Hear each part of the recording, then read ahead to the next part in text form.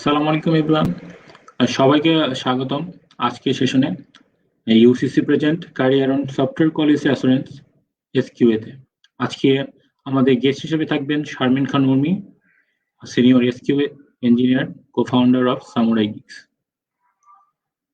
আমরা গেস্টে ওয়েলকাম করব অবশ্যই। তার আগে কিছু কথা, সেটা হচ্ছে আপনাদের কাঙ্ক্ষিত যেগুলো কোশ্চেনগুলো হবে অবশ্যই আপনারা কমেন্টে পোস্ট করবেন। আমরা অবশ্যই সেটার উত্তর দিব আর কি। আশা করি কিছুক্ষণের মধ্যে আর কি আপু জয়েন করবে, সে পর্যন্ত একটু ওয়েট করি আমরা।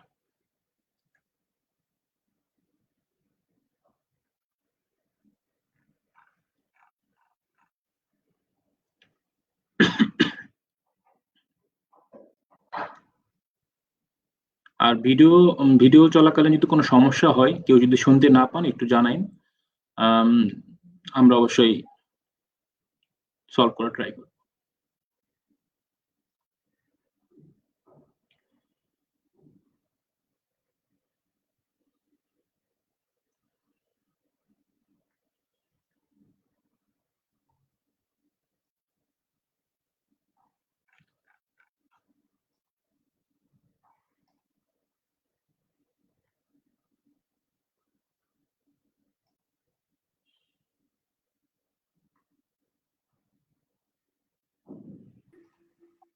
আসসালামু আলাইকুম। ওয়ালাইকুম আসসালাম, কেমন আছেন? জি আলহামদুলিল্লাহ, আপনি কেমন আছেন? আলহামদুলিল্লাহ ভালো আছি। জি, আমাদের প্রোগ্রাম ইনশাআল্লাহ আমরা শুরু করে দিয়েছি। তো ফার্স্টলি আমরা যেটা জানতে চাই সেটা হচ্ছে আপনার ক্যারিয়ার, বা আপনি কিভাবে শুরু করলেন আর কি এসকিউ তে, কেন মানে এসকিউ তেই কেন ফোকাস করলেন আর কি? আম, আমার কেরিয়ার আসলে উম, আমার কেরিয়ার শুরু করছি আমি অনেক আগে, মানে ইউনিভার্সিটিতে থাকতেই আমি হচ্ছে যে অনেক বেশি কেরিয়ার ফোকাস ছিলাম আর কি। মানে আমার কাজ করতে ভালো লাগতো।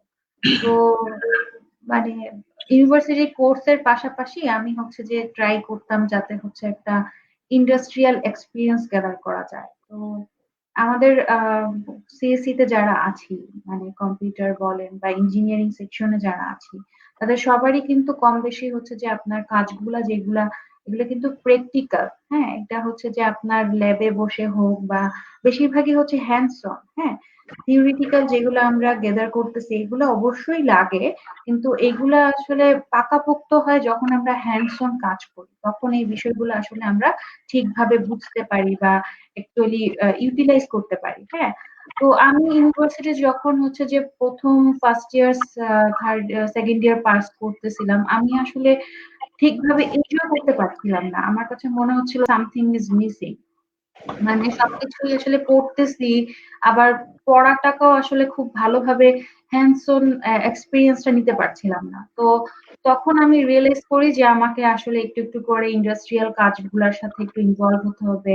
সফটওয়্যার ডেভেলপমেন্ট কোম্পানিগুলোতে কি কাজ হয় ওগুলোর সাথে একটু ইনভলভ হতে হবে। তো আমার নিজের ভাইও সফটওয়্যার ইঞ্জিনিয়ার। পাশাপাশি আমার কাজিন বা আমাদের মানে পরিচিত আশেপাশে অনেকেই ছিল। তো সবার সাথে আমি একটু কথা বলে আমি হচ্ছে যে আস্তে আস্তে ওদের কাছ থেকেই প্রজেক্টের ছোট ছোট কাজগুলা নেওয়া শুরু করি। তখন আস্তে আস্তে ইনভলভ হওয়া শুরু করি ওদের কাজের সাথে। তো প্রথম দিকে আসলে সফটওয়্যার ডেভেলপমেন্টের বিভিন্ন সেক্টরে কাজ করা হয়েছে। ফ্রন্ট এন্ড বলেন বা ব্যাক এন্ড এর কিছু কাজ, পিএইচপি, ডটনেট। তো তখন তো আসলে স্টুডেন্ট, তখন আসলে আইডিয়াটা কম ছিল যে তখন সবকিছুই ভালো লাগতো। তখন সবকিছুতেই কাজ করতাম। তো পরের দিকে যখন আমি ফাইনাল ইয়ারে আসি তখন আহ আসলে মেইন টাইম আসে যে আমরা কোন ইয়ে নিয়ে কাজ করব। তো বাই দিস টাইম ১ বছর আমি পার্ট টাইম জব করেছিও সফটওয়্যার ডেভেলপমেন্ট কোম্পানিতে। তো শেষের দিকে এসে তখন আসলে ফাইনাল টাইম হয় যখন হচ্ছে যে আমি মানে ফুল ক্যারিয়ারটা পিক করব, যে আমার গ্রাজুয়েশন টাইম চলে আসতেছে। তো পাশাপাশি হচ্ছে যে হায়ার স্টাডিজ এর টাইমও আসছে। তো সবকিছু মিলেই আসলে আমি তখন আস্তে আস্তে বিভিন্ন জায়গায় এক্সপ্লোর করা শুরু করি, বিভিন্ন প্ল্যাটফর্ম, যে কোন প্ল্যাটফর্মে আসলে আমার অ্যাকচুয়ালি সুইটেবল হবে। তো পাস করার পরে আমি হচ্ছে যে জয়েন করি ব্রিটিশ আমেরিকান টোবাকোতে। তো ওখানে প্রজেক্ট কোঅর্ডিনেটর ছিলাম। পাশাপাশি কোয়ালিটি অ্যাসুরেন্স এর বেশ কিছু কাজ ওখানে করা লাগতো ক্লায়েন্ট সাইটে। আর প্রজেক্ট ম্যানেজমেন্ট সহ অন্যান্য কাজ তো ছিলই। তো ওখানে আমি সবকিছু মিলে আসলে এনজয় করতেছিলাম। বাট যেহেতু কোর সফটওয়্যার প্ল্যাটফর্ম না, তো লার্নিংটা একটু স্লো হচ্ছিল সফটওয়্যার ফোকাস থেকে। যদিও অনেক বড় কোম্পানি সবকিছু দিক থেকে অনেক এনজয় করছিলাম। লার্নিং স্লো হচ্ছিল বিধায় আমি রিয়ালাইজ করি যে আমাকে আসলে কোর সফটওয়্যার কোম্পানিতে কাজ করতে হবে। পরবর্তীতে আমি হচ্ছে যে ডব্লিউ-নিটস এ জয়েন করি। ওখানে আ সবাই ছিল ভাই ব্রাদার। তো ওখানে মেইন ইয়েটা ছিল যে যেহেতু সবাই নিজস্ব সার্কেলেরই বড় ভাইরাই আছে। তো ওখানে লার্নিংটা অনেক ভালো হওয়ার ইয়ে আছে যে সবাই একসাথে কাজ করব, সবাই একসাথে বা মানে ওখানে কি বলবো যে অ্যাকচুয়ালি কারোর কোনো ডিফাইন ইয়ে ছিল না। আমি যেমন আপনার মনে করেন হয়তো আ আ সবাই মিলেই শিখতেছি, সবাই মিলেই কাজ করতেছি। বিভিন্ন রকম প্ল্যাটফর্মেই কন্ট্রিবিউট করতেছি। ডিজাইন বলেন, ডেভেলপমেন্ট বলেন, কিউএ বলেন সবকিছুই করছিলাম। তো by this time quality assurance এর কিছু টাস্ক আছে যেগুলা আপনার ক্লায়েন্টের পক্ষ থেকে অটোমেশন এর টাস্ক আসে। আরো কিছু স্পেসিফিক একটু চ্যালেঞ্জিং কিছু টাস্ক আসে। তখন ওই কাজগুলো আমার উপরে আসে আরকি। অর্গানাইজেশন আমাকে বলে যে এটা ইয়ে করতে। তো তখন আরকি আমি করতে, করতে ওইটাতে এত বেশি ইনভলভ, এত বেশি ডেডিকেটেড হয়ে গেছি এবং ওটা আমার কাছে এত এনজয় করছিলাম অ্যানালাইসিস বা communication, client handling, project management পাশাপাশি আপনার হচ্ছে যে বাগ আপনার টেস্টিং করা, বাগ আইডেন্টিফাই এবং অটোমেশন এর কাজগুলা। তো সবকিছু আমার কাছে চ্যালেঞ্জিং এবং পরবর্তীতে আমি একটা স্ট্রাগল ফিল করি। অটোমেশন এ কাজ করতে গিয়ে স্ট্রাগল ফিল করি। এটা আসলে অনেক আগের কথা তো। এখন যেমন রিসোর্স গুলা এত বেশি এভেইলেবল বা আমরা চাইলেই গুগল করলে হয়তো অনেক কিছু আসলে সামনে চলে আসে। তো তখন কিন্তু কিউএস সেক্টরটা এত বেশি এভেইলেবল বা এত চাইলেই এত রিসোর্স বা কোনো পারসন কে খুঁজে পাওয়া যে আমি হয়তো সিনিয়র কাউকে খুঁজতেছি, যার মাধ্যমে আমি একটু ডিসকাস করব, কোন কিছু ফাইন্ড আউট করব। ওইটা এত বেশি ইজি ছিল না। তো আমার জন্য ১ম শুরুটা অনেক স্ট্রাগলিং ছিল। তো আমি অটোমেশন এর দিক থেকে আপনার হচ্ছে যে অনেক স্ট্রাগল করি কয়েক মাস। অনেক টুল নিয়ে ঘাটাঘাটি করি, অনেক ল্যাঙ্গুয়েজ, অনেক কিছু পেইড বলেন, ফ্রি বলেন। তো সবকিছু ঘাটাঘাটি করে আমি রিয়ালাইজ করি বাংলাদেশে এই সেক্টরে একটা বড় গ্যাপ আছে। এবং এখানে আ মানে মার্কেটটাও যেরকম এত বেশি এস্টাবলিশ এখনো হয় নাই। পাশাপাশি রিসোর্স ও অনেক গ্যাপ আছে। তো ওই জিনিসটা আমার কাছে মনে হয় যে না আমার এখানে একটা ভালো স্কোপ আছে ভালো কিছু করার এবং ওইটাকে আমি একটা চ্যালেঞ্জ হিসেবে নিয়েছিলাম যে let's give it try. So তখন থেকেই আসলে মানে একটা শুরু হয়ে যায়। তারপরে তো আস্তে, আস্তে এতদিন এই আরকি। আচ্ছা। আচ্ছা, আপনার যারা নতুন আরকি, আবার আপনার অনেকে দেখা যায় যে আপনার ফ্রেশার অথবা 3rd ইয়ার বা 4th ইয়ার পড়তেছে। তারা একটা লাইফ গোল সেট করে যে হয়তোবা আ সফটওয়্যার কোম্পানিতে জব করবে বা সফটওয়্যার ডেভেলপিং টাইপের আরকি কিছু জব করার ইচ্ছা আছে। কিন্তু দেখা যাচ্ছে যে অনেকে প্রোগ্রামিং এ আরকি ফোকাসটা করে না। হয়তো মানে বাইপাস ওয়ে হয়তোবা কিছু খুঁজে নেয় আরকি। তো অনেকে আবার চেষ্টা থাকা সত্ত্বেও আপনার অনেক কিছু করতে পারে না। তাদের জন্য আরকি এসকিউ আরকি কিভাবে আরকি হেল্প করতে পারে? মানে যারা হচ্ছে যে প্রোগ্রামিং এ খুব একটা ভালো না এটা বলতে চাচ্ছেন?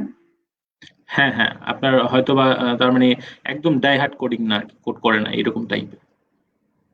আ হ্যাঁ, ডাই হার্ড যদি প্রোগ্রামিং মানে যে হ্যাঁ, আমি এনজয় করতেছি না আমার প্রোগ্রামিং লাইনটা। আমি হয়তো ভালো কিছু করতে পারছি না বা আমার কাছে এটা বোরিং লাগতেছে বা সামথিং মানে আমি জিনিসটাতে আসলে খুব বেশি হয়তো আ আ খুব পেইনিক হয়ে যাচ্ছি বা পেইনফুল হয়ে যাচ্ছি। এরকম যদি সিচুয়েশন কারো হয়, তাহলে হ্যাঁ, অন্য তো আরো অনেক ইয়ে আছে, সেক্টর আছে। নট অনলি কিউএ ডিজাইন আছে, তারপরে আপনার বা এছাড়া আপনি গ্রাফিক্স এর অনেক কাজ করতে পারেন। তারপরে হচ্ছে যে বিজনেস অ্যানালিস্ট এর কাজ করতে পারেন, কিউ এর কাজ করতে পারেন, সফটওয়্যার টেস্টিং এর কাজ করতে পারেন। সো অনেক কিন্তু আসলে আমাদের ইয়ে আছে, সেক্টর আছে। তো একজন যদি প্রোগ্রামারই হতে হবে এমন কোনো কথা নাই। হ্যাঁ, আপনি যদি প্রোগ্রামার হিসেবে নিজেকে এনজয় না করেন, আপনার কাজটাকে আপনি ফিল না করেন, ভালোভাবে এনজয় না করেন, তাহলে তো সমস্যা।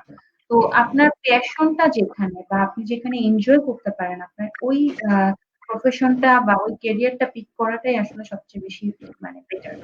আর কিউএ দের জন্য আসলে প্রোগ্রামিংটা যেহেতু বেস না, হ্যাঁ? প্রোগ্রামিংটা আপনার সবসময় করা লাগছে না। তো সেক্ষেত্রে একটা স্কোপ আছে যে আপনি হয়তো ফুল প্রোগ্রামিং না জানলেও আপনি এখানে ভালো করতে পারবেন। বাট এমন না যে আপনার প্রোগ্রামিং না জানলে আপনি পুরোপুরি না জেনেও কাজ করতে পারবেন। হয়তো শুরু করতে পারবেন ইউজিবিলিটি টেস্ট দিয়ে বা শুরু করতে পারবেন ইউজার এক্সপেরিয়েন্স এর পার্ট থেকে। বাট আল্টিমেটলি আপনি যখন কিউএ লাইনে ভালো করতে চান, আপনাকে যদি প্রফেশনে মানে ক্যারিয়ারে আরো উপরে উঠতে হয় বা আরো ভালো কিছু করতে হয়, আল্টিমেটলি প্রোগ্রামিংটা আপনাকে টুডে অর টুমরো জানতে হবে। ফুল প্রোগ্রামিং না জানলেও অটোমেশন করতে গেলে অবশ্যই প্রোগ্রামিং লাগে, বিভিন্ন ল্যাঙ্গুয়েজের বা বিভিন্ন টুল। ওখানে আপনার দক্ষতা, টেকনিক্যালি সাউন্ড হওয়াটা আরো বেশি জরুরি। হ্যাঁ, আরো বেশি জরুরি। তো ওইটা হয়তো শুরু করতে চাইলে কারোর জন্য বেসিক নিড না, বাট টুডে অর টুমরো আস্তে, আস্তে আপনাকে এটা গ্র্যাব করতে হবে। আর এমন না যে আপনাকে সারাক্ষণ প্রোগ্রামিং করতে হবে, বাট একটা ল্যাঙ্গুয়েজ ভালো করে জানা বা টুল গুলা ভালো করে জানা। এটা খুব জরুরি। আচ্ছা, তার মধ্যে আমরা বুঝলাম যে যে যদি আর কি একদমই কোড না করে তার জন্য আর কি ডিফিকাল্ট, মানে আর কি এটা ভাবাই ডিফিকাল্ট আর কি। তো না, না তা ভাবা ডিফিকাল্ট না। একদমই যদি প্রোগ্রামিং না করে তাহলে সে হয়তো শুরু করতে পারবে, সে কাজ করতে পারবে। বাট একেবারে না জেনে সারা জীবন থাকাটা পসিবল না। বিকজ ম্যানুয়াল হ্যাঁ, টেস্টিং করে আপনি মনে করেন ১০ বছর ২০ বছর ধরে ম্যানুয়াল টেস্টিংই যদি করে যান তাহলে অ্যাকচুয়ালি আপনি এনজয় করবেন না। আপনার কাছে ভালো লাগবে না। একটা না একটা জায়গায় আটকে যাবেন আরকি। তখন আপনার নিজেকে যদি অ্যাডভান্স করতে হয় তখন আপনাকে সেলফ ডেভেলপমেন্ট এর জন্য বা আরো রাইজ করার জন্য আস্তে, আস্তে প্রোগ্রামিং এর বিভিন্ন পার্ট বা বিভিন্ন কিছু আপনাকে শিখতে হবে। আচ্ছা। আচ্ছা, তার মানে আমরা বুঝলাম যে হয়তোবা সে ক্যারিয়ারটা শুরু করতে পারে বা সে মানে ট্রেনিং বা এই টাইপের কিছু শুরু করতে পারে, কিন্তু সে লং রান আর কি করতে পারবে না। এরকম। লং রানে তার জন্য অ্যাডভান্টেজ হবে। পারবে না তা না, পারবে। বাট যদি প্রোগ্রামিং পারে তা সে আরো অ্যাডভান্স এ যেতে পারবে, আরো ভালো প্রফেশনে আরো ভালো ক্যারিয়ারে উঠতে পারবে। আচ্ছা, আচ্ছা, তাহলে এবার আমরা একটা প্রশ্ন নিই। আম আচ্ছা, ফার্স্ট আমরা একটু মানে আপনার ক্যারিয়ার আর কি ফোকাস করি। তো আপনার ক্যারিয়ারের যেটা বলছিলেন যে সামুরাই গিগ সম্পর্কে একজন জানতে চাইছে, আপনার যে ফাউন্ডার কোম্পানি বা কো-ফাউন্ডার আছেন আপনি। সামুরাই গিক আসলে শুরু করে আমার ভাই। আমার ভাই সামুরাই ইয়েতে ব্লগের হচ্ছে যে আপনার সরি ব্লগ না, সামহার টিমের হচ্ছে যে আপনার ইয়ে ছিল head of the programmer, head of the development এ ছিল। তো ও দীর্ঘ ১০ বছর ওখানে কাজ করছে। কাজ করার পরে ও ওখানে আসলে যেহেতু যাতায়াতটা একটু দূরে ছিল, ওর যাওয়া আসা সবকিছু মিলিয়ে ওর জন্য একটু ইয়ে হয়ে যায়। এবং বাই দিস টাইম ও ঠিক করে যে ও নিজে কিছু করবে। তখন ও আসলে ইয়ে শুরু করে সামোরে গিগ নামে সফটওয়্যার ফার্মটা শুরু করে। পরবর্তীতে আমি ওর সাথে আসলে কোঅপারেট করি, কন্ট্রিবিউট করি বিভিন্নভাবে ওকে সহায়তা করি। হ্যাঁ? এমন না যে আমি ওখানে পুরোপুরি সারাক্ষণ ইনভলভ থাকি, সারাক্ষণ কাজ করি তা না। বাট বিভিন্ন আইডিয়া সেক্টরে, ম্যানেজমেন্টে বা বিভিন্ন সময়ে ওকে আমি কোঅপারেট করি। হ্যাঁ? ওর রিক্রুটিং এর সময় বা ওকে হচ্ছে যে বিভিন্ন আইডিয়া বা পরামর্শের সময় আমার সাথে থাকি। এবং কন্ট্রিবিউশনটা আসলে মানে co-founder লেভেলই। মানে যতটুকু আ থাকা যায় পাশে করি। এছাড়া আমি হচ্ছে ফুল টাইম জব করি। আমি হচ্ছে সহজে আছি। আ senior software quality assurance engineer হিসেবে। এটা হচ্ছে যে আমার মেইন প্রফেশন, মেইন আমার আচ্ছা, আচ্ছা, আমরা আরেকটা কোশ্চেন দেখি, কিন্তু এই কোশ্চেনের মাধ্যমে আমরা হয়তোবা আর কি সফটওয়্যার কোয়ালিটি বা অ্যাসুরেন্স অথবা সফটওয়্যার টেস্টিং নিয়ে আর কি আলোচনা করব। হুম, একজন বলেছেন যে what is the future of software testing? Future. Future আসলে আমাদের আইটি ইন্ডাস্ট্রিটা অনেক বেশি বোম্বিং। হ্যাঁ? এখানে আপনার আইটি ইন্ডাস্ট্রিতে দিন, দিন আপনার কি বলবো? এখানে রিকোয়ারমেন্ট বাড়বে, এখানে আপনার চাহিদাটা অনেক বেশি। হ্যাঁ? এবং এই কোভিড সময়ে কিন্তু আপনার অনলাইন প্ল্যাটফর্ম গুলার উপরে আরো ডিপেন্ডেন্সি বাড়তেছে। তথ্য প্রযুক্তির উপরে আরো ডিপেন্ডেন্সি বাড়তেছে। সো এখানে আগে যেসব জায়গায় আপনার অনলাইন প্ল্যাটফর্ম ছিল না, তারাও কিন্তু আস্তে, আস্তে অনলাইনে চলে আসতেছে। যাদের যাদের আলাদা সিস্টেম বা সফটওয়্যার ছিল না, ম্যানেজমেন্টের কোনো কিছু ছিল না, তারাও এখন ফিল করতেছে না বাসায় বসে কাজ করার জন্য এটা সবচেয়ে বেশি ইম্পর্টেন্ট। হ্যাঁ? আর ওয়ার্লড ওয়াইড তো এখানে অনেক বেশি একটা ইমপ্যাক্ট আছে। তো যেহেতু তথ্য প্রযুক্তি বা আইটি ইন্ডাস্ট্রিতে এটা চাহিদাটা দিন, দিন আরো বেশি ডেভেলপড হচ্ছে, আরো বেশি বাড়ছে। তার মানে কোয়ালিটি অ্যাসুরেন্স এর চাহিদাটাও বাড়ছে। বিকজ আপনি যদি আপনার সফটওয়্যারটার কোয়ালিটি এনশিওর করতে চান বা একটা ওয়ার্লড ওয়াইড একটা স্ট্যান্ডার্ড প্রোডাক্ট তৈরি করতে চান, যেটা লং রানে আরো বেটার বেনিফিট আনবে, তো সেখানে একজন ভালো কোয়ালিটি অ্যাসুরেন্স অবশ্যই প্রয়োজন। ঠিক আছে?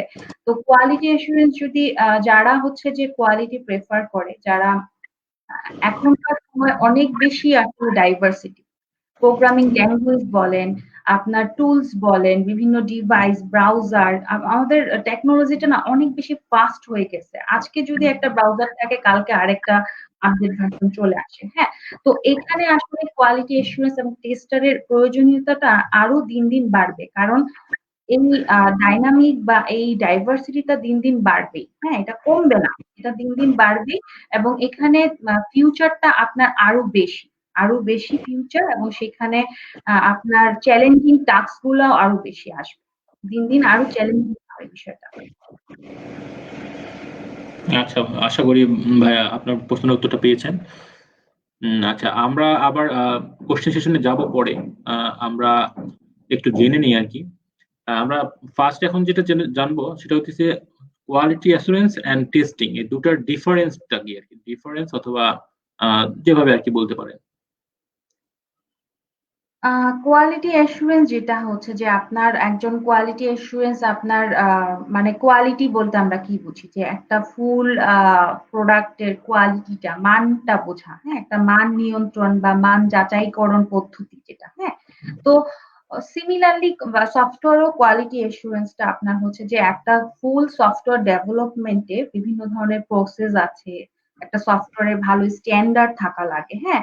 তো ওই সফটওয়্যারের যে প্রসিডিউরটা, যে প্রসেস, যে স্ট্যান্ডার্ড ওইটা মেইনটেন্যান্সটা ঠিক মতো হচ্ছে কিনা, তারপরে ওখানে টেস্টিং ঠিক মতো হচ্ছে কিনা, টেস্টিং এর সবগুলা পার্ট ফিল আপ হয়েছে কিনা, রিলিজ ঠিক মতো হচ্ছে কিনা, তারপরে মেইনটেন্যান্স বলেন, মানে একটা সফটওয়্যারের ডেভেলপমেন্ট লাইফ সাইকেলে শুরু থেকে একদম শেষ পর্যন্ত কিন্তু অনেকগুলো ফেজ আছে। হ্যাঁ? তো এই ফেজ গুলা প্রত্যেকটাতে একটা কোয়ালিটি অ্যাসুরেন্স এর কন্ট্রিবিউশন আছে। তো তারা কি করে? তারা ১ম থেকে একটা সফটওয়্যার ডেভেলপমেন্ট এর শুরু থেকে যখন হচ্ছে যে রিকোয়ারমেন্ট কালেকশন থেকে রিকোয়ারমেন্টটা যাচাই করা, তাদের ক্লায়েন্টের কাছ থেকে সবকিছু ভেরিফাই করা।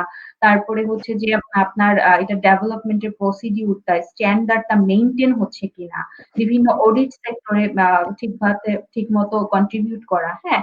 সেটা ইন্টারনাল অডিট হতে পারে বা এক্সটার্নাল অডিট হতে পারে। তো এই সবকিছুতে একটা কোয়ালিটি অ্যাসুরেন্স এর সম্পূর্ণ কন্ট্রিবিউশন থাকে। হ্যাঁ?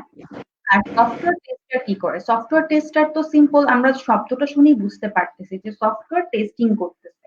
তার মানে একটা সফটওয়্যার কি করে? একটা সফটওয়্যারে নিশ্চয়ই সফটওয়্যার কিন্তু একটা প্রোডাক্ট, তাই না? তো সফটওয়্যারও একটা হচ্ছে প্রোডাক্ট থাকার কারণে এই সফটওয়্যারটার কোনো না কোনো একটা টাস্ক বা কোনো না কোনো ফিচার তো আছে, কোনো না কোনো বিজনেস তো আছে। লাইক আমরা যে Facebook এ কথা বলতেছি। Facebook এখন একটা কি বিজনেস? একটা সোশ্যাল বিজনেস, রাইট? তো এখানে আপনার বিভিন্ন রকম ফিচার আছে, ফাংশন আছে, বিভিন্ন রকম আপনার টেস্টিং পার্ট আছে। তো এই যে একটা সফটওয়্যারের অনেক ফাংশন, বিভিন্ন ফিচার আছে বা ওদের একটা বিজনেস আছে।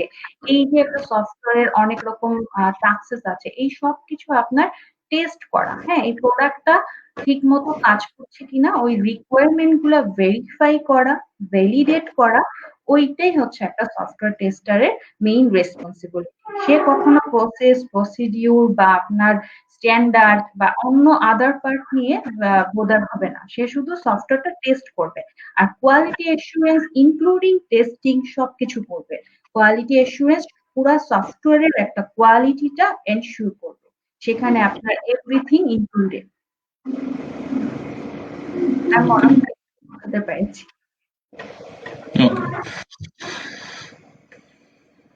ওকে, আমরা আরেকটা কোশ্চেন নিয়ে নেই। হ্যাঁ স্যার।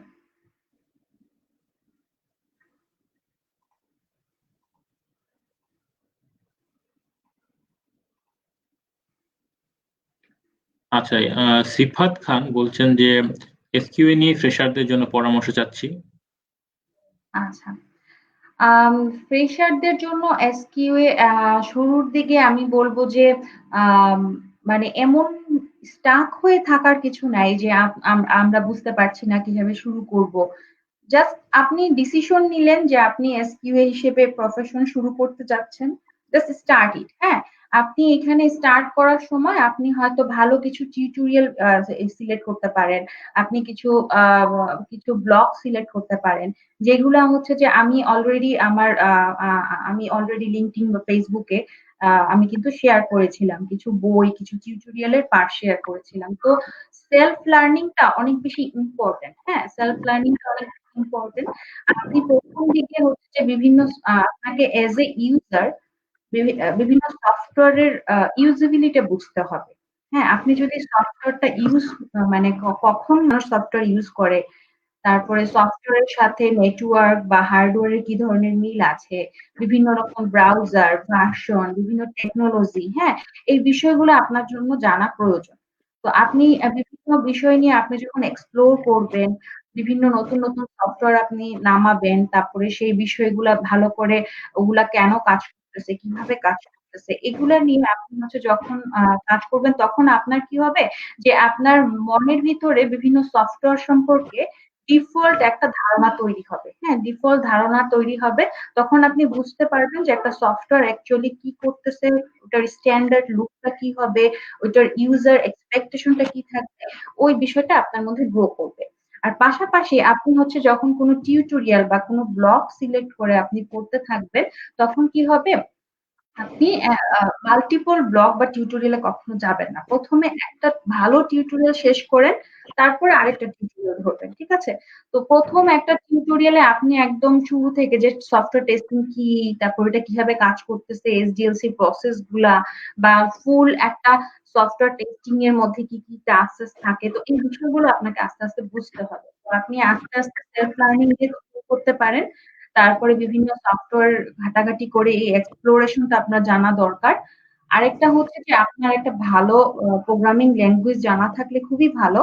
আপনি শুরুতেই হয়তো খুব ভালো করতে পারবেন না, বাট একটু একটু করে যদি আপনি প্র্যাকটিস করেন, ছোট ছোট প্রবলেম সলভিং করেন, ছোট ছোট প্রবলেম জানাশোনার চেষ্টা করেন, তাহলে আপনার জন্য কি হবে, ওই প্রোগ্রামিং এর সম্পর্কে একটু ধারণা থাকবে। হ্যাঁ, একটা সফটওয়্যার বানাচ্ছে কিভাবে, ওইটার ডেভেলপমেন্টটা কিরকম হচ্ছে, ওইটা সম্পর্কে আপনার একটা মানে নলেজ ইয়ে হবে, ডেভেলপ হবে। আর পাশাপাশি যেটা করতে হবে, আপনাকে বিভিন্ন বাগ নিয়ে এক্সপ্লোর করতে হবে। হ্যাঁ, যে বাগ আসলে কি, ইফেক্টটা কি, কখন বাগ হচ্ছে, তো এগুলা নিয়ে যখন আপনি এক্সপ্লোর করবেন, হ্যাঁ, বিভিন্ন সফটওয়্যারে আপনি দেখবেন যে প্লে স্টোর বা বিভিন্ন জায়গায় যখন সফটওয়্যার রিলিজ হয়, সফটওয়্যার গুলোতে অলরেডি কিছু বাগ সম্পর্কে বলা থাকে যে কোন বাগ ফিক্স হয়েছে।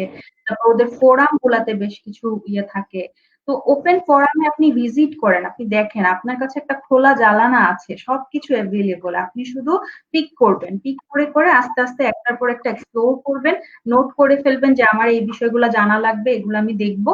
তারপর আস্তে আস্তে আপনি শুরু করেন। হ্যাঁ, শুরু করে দিলে তারপরে আপনার যদি সুযোগ হয় কোনো সফটওয়্যার ডেভেলপমেন্ট ফার্মে ইন্টার্ন করা বা আপনার কোনো না কোনো ভাবে একটা এক্সপিরিয়েন্স গ্যাদার করা, সেটা আপনার জন্য আরো বেশি ইমপ্যাক্ট, আরো বেশি ভালো হবে। আচ্ছা, টিউটোরিয়ালস এর সঙ্গে কি আরেকটা একটু রিলেটেড আছে, সেটা হচ্ছে একজন কমেন্ট করছে, আশা করি এসকিউএল এর বইয়ের পরামর্শ চাইছে একজন। তো এমনকি মানে ইন্টারন্যাশনাল বই হয়তো বা আমরা জানি সবাই, মানে সবকিছু আছে। যদি মেবি মনে হয় আমাদের বাংলাদেশি রাইটার অথবা এই টাইপের কিছু মানে বাংলা আর কি অনুবাদে হয়তো যদি থেকে থাকে, তাহলে মনে হয় বেটার। বাংলা অনুবাদে কিছু বই আমি দেখেছিলাম, বাট আমার কাছে ওই বইগুলার মান আসলে খুব একটা ভালো মনে হয় নাই। হ্যাঁ, মনে হয়নি, এবং সেগুলো অনেক বেশি গদ বাঁধা, অনেক বেশি বোরিং, বা আসলে মানে মেইন মানে আইডিয়াটা বা ওই থিমটা আসলে মেইন ইয়াটা পাই নাই। হ্যাঁ, বাংলা বই আসলে আমি এখন সাজেস্ট করতে পারছি না, যেগুলো আমি দেখেছি আসলে আপ টু দা মার্ক না। বাট স্টিল কেউ যদি চায় বাংলা জানতে, বাংলা অনেক টিউটোরিয়াল ব্লগ পাবেন আপনি। হ্যাঁ, অলরেডি গুগল করলেই আপনি বাংলা টিউটোরিয়াল অনেক ব্লগ পাবেন, সেগুলা থেকে আপনি মোটামুটি ধারণা নিতে পারেন। এছাড়া আপনার যদি একান্তই প্রয়োজন হয়, আপনি নীলক্ষেত বা নিউ মার্কেটের বিভিন্ন শপে হয়তো একটু খোঁজ করলে পেতে পারেন, বাট আসলে ওগুলার মান সম্পর্কে আমি শিওর না। কিন্তু এমন হয় যে যদি আপনি জাস্ট একটু ধারণা নিতে চাচ্ছেন, তাহলে অবশ্যই আপনি দেখতে পারেন।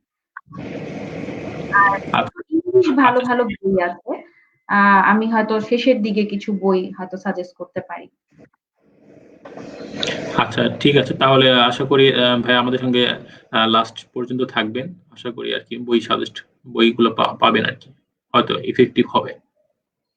আচ্ছা, আরেকজন বলেছেন আম, এস কিউবে নিনজা সম্পর্কে আর কি জানতে চাইছে। কিউএ নিনজা সম্পর্কে বিস্তারিত মানে বুঝিনি। আপু, কিউএ নিনজা সম্পর্কে যদি কিছু বলতেন। আই থিঙ্ক আর কি অ্যাডভান্স লেভেলে কিছু বলছে আর কি, হয়তো বা কিউবে সম্পর্কে। আচ্ছা, তো কি বলবো, নিনজা আসলে কি? নিনজা বোঝায় যে আপনি একটা কোনো কিছুর আসলে একদম নিনজা টেকনিক জানেন, নিনজা কিছু টুলস জানেন, বা নিনজা কিছু আইডিয়া আপনার আছে। ওই বিষয়টা কিন্তু বোঝায়। হ্যাঁ? তো আপনি দেখবেন যে বিভিন্ন জায়গায় হচ্ছে যে নিনজারা কি হয় যে আপনার জাস্ট মানে কি বলবো যে সবকিছু মানে জাস্ট চোখ বন্ধ থাকে, চোখটা খোলা থাকে, সবকিছু আসলে কভার আপ থাকে, এবং তাদের ফোকাসটা থাকে তাদের একদম স্পেসিফিক কাজের উপরে, এবং সেখান থেকে আপনার হচ্ছে যে তাদের বেশ কিছু নিনজা টেকনিক থাকে, সেই টেকনিক গুলা দিয়ে হচ্ছে যে ওভারঅল খুব ভালো, মানে খুব দ্রুত কোনো কিছুর প্রোগ্রেসটা নিয়ে আসতে পারে। হ্যাঁ, যেটা হচ্ছে যে অন্যদের থেকে অনেক বেশি মানে এক্সক্লুসিভ, অনেক বেশি আপনার মানে কি বলবো, আউটস্ট্যান্ডিং একটা মার্ক চলে আসে। হ্যাঁ, আউটস্ট্যান্ডিং যেটা হচ্ছে যে হয়তো একজন বছরের পর বছর কাজ করতেছে, তার হয়তো সেই আউটপুট আসতেছে না, সেই নিনজা টেকনিকের মাধ্যমে হয়তো যে নিনজা পার্টে কাজ করতেছে, তার হয়তো অনেক দ্রুত সেখান থেকে কিছু টেকনিক এবং আইডিয়া সেট করে কিছু প্রসেস এর মাধ্যমে, বা খুব দ্রুত তার ওই ইন্টেলিজেন্স এর মাধ্যমে ওইটা নিয়ে আসতেছে। ওইটাকে বোঝাচ্ছে নিনজা। আর কিউএ নিনজা হচ্ছে সেটাই, যে হচ্ছে যে কিউএ পার্টস এ অনেক বেশি নিনজা টেকনিক বা নিনজা লেভেলের কাজটা ভালো করতে পারছেন। হ্যাঁ, তো এটাই আর কি।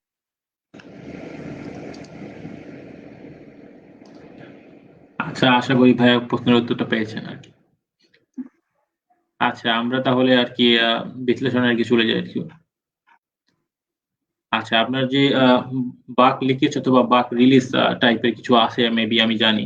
তো এই বিষয়গুলো নিয়ে আর কি হয়তো বা কিছু বললে ভালো হতো। বাগ রিলিজ, হ্যাঁ। অ্যাকচুয়ালি বাগ রিলিজ নাই। আমাদের একটা রিলিজ থাকে। হ্যাঁ, রিলিজ যেমন একটা সফটওয়্যারের কিছু কিছু ছোট ছোট মাইলস্টোন থাকে। একটা সফটওয়্যার ডেভেলপমেন্ট যখন শুরু হয়, তখন ওইটার একটা বড় রোড ম্যাপ প্ল্যান করা হয়, যে এই রোড ম্যাপের মধ্যে আপনার কতখানি কাজ শেষ হওয়ার পরে তারপরে কোন ইয়েটা যাবে, রিলিজটা যাবে। হ্যাঁ, তো আম, ধরেন এরকম ৩-৪ টা রিলিজ একত্র করে একটা বড় রিলিজ দেয়া হয়। হ্যাঁ? তো বড় রিলিজটা কি হয়? তখন দেখা যায় এটা পাবলিকলি রিলিজ হয়, প্লে স্টোরে থাকে, অথবা যদি ক্লায়েন্ট সাইড প্রোডাক্ট থাকে, তখন ক্লায়েন্টের মাধ্যমে ক্লায়েন্টের কাছে ওইটা রিলিজ যায়। তো তখন রিলিজ যাওয়ার সময় যেটা হয় যে কিছু একটা সফটওয়্যারে অনেক ধরনের বাগ থাকে, অনেক ধরনের ফিচার থাকে। ধরেন যে রোড ম্যাপটাই প্ল্যান করা হয়েছিল ৩ টা মাইলস্টোন বা ৪ টা মাইলস্টোন একত্র করে। তো সেখানে হয়তো কিছু ইনকমপ্লিট জিনিসও থাকতে পারে, আবার নতুন কিছু এডিশনাল ইনফরমেশন থাকতে পারে। তখন একটা বড় রিলিজ যখন যায়, একটা রিলিজ নোট প্রিপেয়ার করা হয়। রিলিজ নোটের ভিতরে আপনার হচ্ছে যে ওটার কিছু মার্ক লেখা থাকে যে কোন কতগুলা বাগ আছে, নোন বাগ আছে, কোনগুলা ফিক্স হয়েছে, কোন ফিচারটা ইনকমপ্লিট রয়ে গেছে, কোন ফিচারটা এডিশনালি দেয়া হয়েছে। তো এরকম একটা স্পেসিফিক থাকে এবং কোন কোন ফিচার এই রিলিজের মধ্যে রিলিজ হচ্ছে, কোন কোন রিকোয়ারমেন্টস গুলা রিলিজ হচ্ছে, সেগুলো একটা স্পেসিফিক লেখা থাকে। ওইটাকে বলা হয় রিলিজ নোট। তো দেখা যায় এরকম ১ নাম্বার ভার্সনে হয়তো কিছু বাগ ফিক্স করে দেওয়া হলো। আবার এর পরের ভার্সনটাতে তখন দেখা যায় আরো কিছু বাগ ফিক্স করা হয়। তখন ওইখানেও স্পেসিফিক লেখা থাকে যে এই বাগগুলা ফিক্স হয়েছে এবং এডিশনাল এই ফিচার এসেছে। তো আপনারা লাইভ অনেক অ্যাপ্লিকেশন যদি ব্যবহার করেন তখন দেখবেন ধরেন Laravel যখন রিলিজ হচ্ছে বা PHP যখন রিলিজ হলো PHP 8 বা 5 যখন রিলিজ হলো, যখন যেই নাম্বারই আপনার ভার্সনে আসতেছে। প্রত্যেকটা ভার্সনে যখন দেখবেন যে আপনার কোন কোন এডিশনাল ফিচারটা আসছে, কোন কোন ফাংশন আসতেছে, তারপরে হচ্ছে কোন বাগগুলা ইয়ে হয়ে গেছে বা চেঞ্জেসটা কত ইমপ্যাক্টফুল, হ্যাঁ? ওইটাও আপনার লেখা থাকে। আ এটাই আপনার সব মিলে হচ্ছে রিলিজ নোটে থাকে। এটা থেকে একটা ইউজার বা ক্লায়েন্ট আইডিয়া পায় যে কি ধরনের চেঞ্জেস বা কি ধরনের বাগ গুলা ফিক্স হচ্ছে। আচ্ছা, আমাদের মাঝে অনেকগুলো কোশ্চেন আসছে। তো বেশিরভাগ কোশ্চেন একটা টপিকস নিয়ে, সেটাই আগে আমরা আরকি সলভ করার ট্রাই করি। আচ্ছা।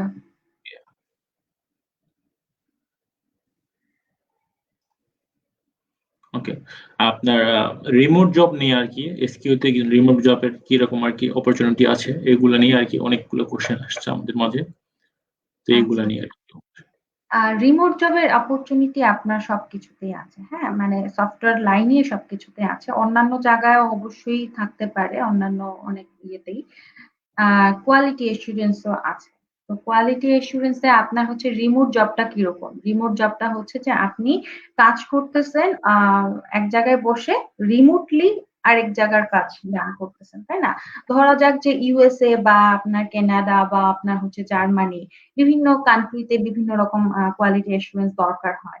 তো কোন একটা কোম্পানি হয়তো আপনাকে হায়ার করলো, আপনি এখানে বসে কাজ করতেছেন। আপনার ওয়ার্ক স্টেশন বাংলাদেশী, আপনি হয়তো অনলাইনে হচ্ছে যে আপনার কাজটা আ ইয়ে করছেন। মানে তাদেরকে ডেলিভারি করতেছেন এখানে বসেই কানাডাতে বা USA, জার্মানিতে বা অন্য কোনো জায়গায় আপনি ইয়ে করতেছেন।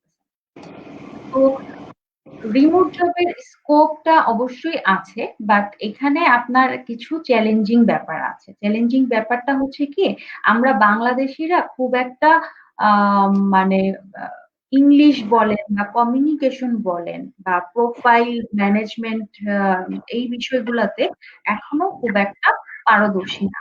হুম? আপনি যখন রিমোটলি কোনো কোম্পানিতে হচ্ছে যে ইন্টারভিউ দিচ্ছেন বা আপনার হচ্ছে প্রোফাইলটা জমা দিচ্ছেন, ওরা কিন্তু আপনাকে চিনে না। হ্যাঁ? বাংলাদেশী মানে হয়তো বাংলাদেশের মার্কেটটা ছোট। এখানে আইটি ইন্ডাস্ট্রিটা ছোট। হয়তো কয়েক বছর কাজ করলে হয়তো সবাই সবাইকে মোটামুটি হইলেও কিছু হইলেও নাম জানে। হ্যাঁ? তো কিন্তু বাইরে যখন আপনি এপ্লাই করতেছেন, আপনাকে কিন্তু মানুষ চিনে না। তো চিনবে কিভাবে? চিনতে হলে আপনাকে একটা ভালো প্রোফাইল বানাতে হবে। আপনাকে কিছু পোর্টফোলিও বানাতে হবে। তারপরে হচ্ছে যে আপনার মানে অনলাইন ফুট স্টেজ, হ্যাঁ? ফুট স্টেপ গুলা খুব ভালো থাকতে হবে।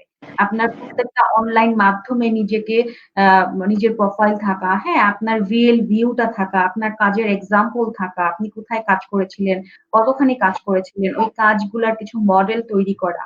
তো এই বিষয়গুলো হচ্ছে যে আমরা অত বেশি কেয়ারফুল না। খুব কম মানুষের দেখবেন যে এটা আছে। হ্যাঁ? তো আপনাকে যদি হায়ার করতে হয়, একটা কোম্পানি অবশ্যই চেক করবে আপনার অনলাইন ফুড স্টেপ কতখানি। আপনি অনলাইনে কতটা অ্যাক্টিভ থাকেন, আপনি কত তাড়াতাড়ি রিপ্লাই দিতে পারেন, আপনার কাজের প্রতি প্যাশনটা কতখানি, কমিউনিকেশন কত ভালো। হ্যাঁ? আপনার ইংলিশ কনভারসেশন কত ভালো।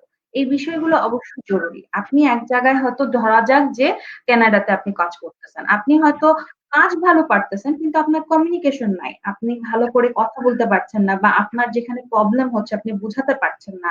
কাউকে কনভিন্স করতে পারছেন না কারো কোনো সমস্যা নিয়ে বা তখন হবে কি আপনার ভালো কাজের কোনো আসলে বেনিফিট হবে না। হ্যাঁ? তো কমিউনিকেশনটা খুব ইম্পোর্টেন্ট। তো এজন্য হচ্ছে যে আপনার যদি এই কোয়ালিফিকেশন গুলা থাকে একটা ভালো প্রোফাইল থাকে সেইটা আপনি মেইনটেইন করেন ঠিকভাবে এবং আপনি কয়েক জায়গায় এপ্লাই করেন, বিভিন্ন জায়গায় ভালো ইন্টারভিউ দেন, তাহলে অবশ্যই আপনি কয়েকটা ইন্টারভিউর পরে তার সফলতা পাবেন। ঠিক আছে? ১ম ইন্টারভিউতে সফলতা আশা করাটা টাফ। কারণ বাংলাদেশেই আপনি ইন্টারভিউ দিতে গেলে অনেক জায়গায় হচ্ছে যে ১ম ইন্টারভিউতে সফলতা পাবেন না, হ্যাঁ? তো কয়েক জায়গায় বাইরে ইন্টারভিউ দেন, বাইরের ইন্টারভিউর ধরনটা কিন্তু ডিফারেন্ট। তাদের এক্সপেকটেশন ডিফারেন্ট। তো সেই সব বিষয় নিয়ে এক্সপ্লোর করেন, অবশ্যই আপনি সফলতা পাবেন এবং ওখানে অনেক ভালো স্কোপ আছে, ভালো অপরচুনিটি আছে এবং ওদের ইয়েটাও ভালো অবশ্যই। ওদের মার্কিং সিস্টেম বা আপনার ওদের পেমেন্ট সিস্টেমটাও ভালো। আপনি যদি নিজেকে প্রুভ করতে পারেন, আপনার পেমেন্ট সিস্টেমও অনেক ভালো পাওয়ার কথা। আচ্ছা, আশা করি উত্তরটা পেয়েছেন ভাইয়া। আচ্ছা, আবার অনেকে প্রশ্ন করতেছে, আপনার কোশ্চেন গুলো নিয়ে নিই। আচ্ছা, ইউনিট টেস্টিং কি আরকি? মানে ইউনিট টেস্টিং বিষয়ে আরকি জানতে চাইছি। আচ্ছা। ইউনিট টেস্টিংটা হচ্ছে যে আপনার আমরা কি করি যে যখন আমরা শুরুর দিকে সফটওয়্যার ডেভেলপমেন্ট এর কাজটা শুরু হতে যাচ্ছে, তখন হচ্ছে যে সফটওয়্যার ডেভেলপমেন্ট এর সময় আপনার অনেক ফাংশন থাকে, অনেক ধরনের ছোট, ছোট আ মানে কি বলবো প্রোগ্রামিং এর কাজ করা হয়, হ্যাঁ? তো ধরেন একটা মডিউলে অনেক ফাংশন একত্র করে এই মডিউলটা কাজ করা হয়। তখন প্রত্যেকটা প্রত্যেকটা ছোট, ছোট কোয়েশ্চেন এর উপর প্রত্যেকটা ছোট, ছোট ফাংশন এর উপরে কিছু টেস্টিং লেখা হয়। হ্যাঁ? ধরেন আমরা যখন সফটওয়্যারটা রেডি হয়ে যায় বা একটা ফিচার রেডি হয়ে যায় আমরা কি করি? সফটওয়্যারটা টেস্ট করি, রাইট? সো সিমিলারলি এই সফটওয়্যারটা যখন কাজ করা শুরু হয়ে যায়, ওই ফাংশনটা কাজ করার সময় ওটার একটা কিছু টেস্ট কেস প্রিপেয়ার করা হয়। যে বিভিন্ন ধরনের সিনারিও যদি থাকে, ওই ফাংশনটা ওই সিনারিও ওই সিনারিও পাস করতে পারবে কিনা। ওই সিনারিও পাস করার জন্য বিভিন্ন ধরনের টেস্ট কেস লিখে ওগুলা প্রোগ্রামিং এর মাধ্যমে ওই সাথেই আপনার হচ্ছে ওই ইয়েটা লেখা হয়। ওই ফাংশন গুলার বিভিন্ন ধরনের টেস্ট কেস গুলা লেখা হয়। তো ওইটাকে আসলে ইউনিট টেস্টিং বলতেছে। তো ইউনিট টেস্টিং নরমালি আ মানে প্রোগ্রামার বা ডেভেলপাররা করে থাকে। বাট অনেক জায়গায় কোয়ালিটি অ্যাসুরেন্স ইঞ্জিনিয়ার বা টেস্টাররাও করে থাকে, অটোমেশন ইঞ্জিনিয়াররাও করে থাকে। তো বর্তমানে এজাইল প্রসেসে যেই ইয়েটা সাজেস্ট করা হয় যে টেস্টিং এর মাধ্যমে যাতে ১ম দিকে ইউনিট টেস্টিং এর মাধ্যমেই যাতে আস্তে, আস্তে বাগ গুলো রিডিউস করা হয়। ইউনিট টেস্টিং করলে কি হয় যে আপনার যে ফাংশনটা আপনি ১ম এই লিখছেন, তো ১ম এই যে মডিউলটা আপনি ডেভেলপ করতেছেন, সেটার বিভিন্ন সিনারিও আপনার কোডিং এর মাধ্যমেই কিন্তু আপনি পাস করে আসতেছেন। আপনি ওখানেই সিউর হয়ে যাচ্ছেন যে আপনার এই ধরনের সিনারিওতে টেস্ট পাস করবে না ফেইল করবে। তখন হচ্ছে যে আপনি মোর দ্যান সিকিউর, হ্যাঁ? আপনার ডেভেলপমেন্ট শেষ হওয়ার আগে থেকেই আপনি মোর দ্যান সিকিউর হয়ে যেতে পারবেন।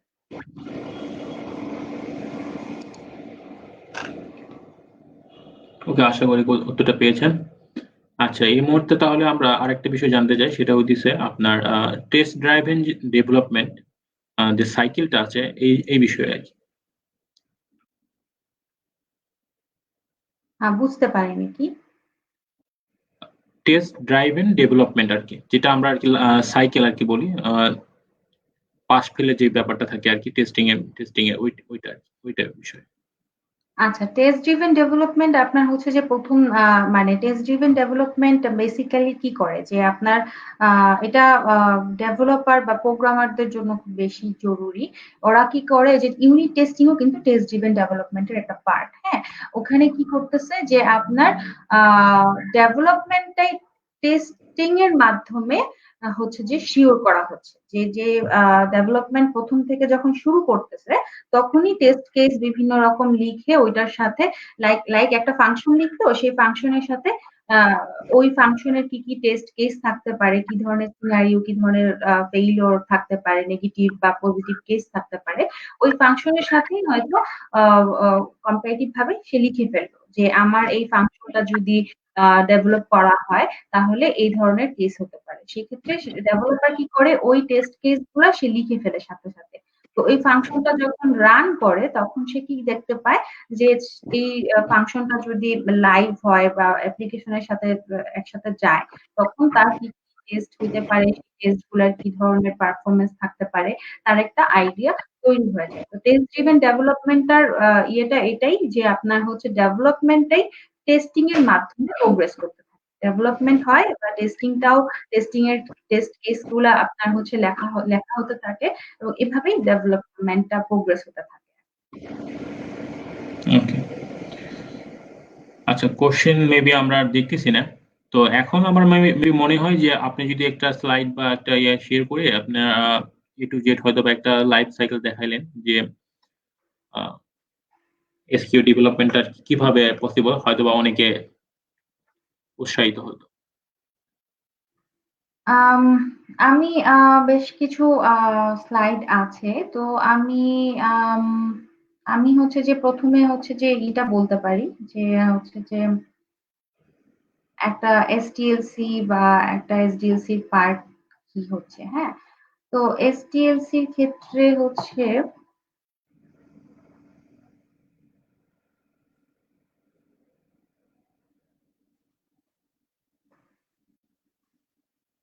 তো আচ্ছা, SDLC টা স্লাইডটা আমার একটু খুঁজতে হবে। একটু ২ মিনিট হয়তো সময় লাগতে পারে। তো বাই দিস টাইম আমি হচ্ছে যে আরেকটা বিষয় নিয়ে কথা বলতে থাকতে পারি।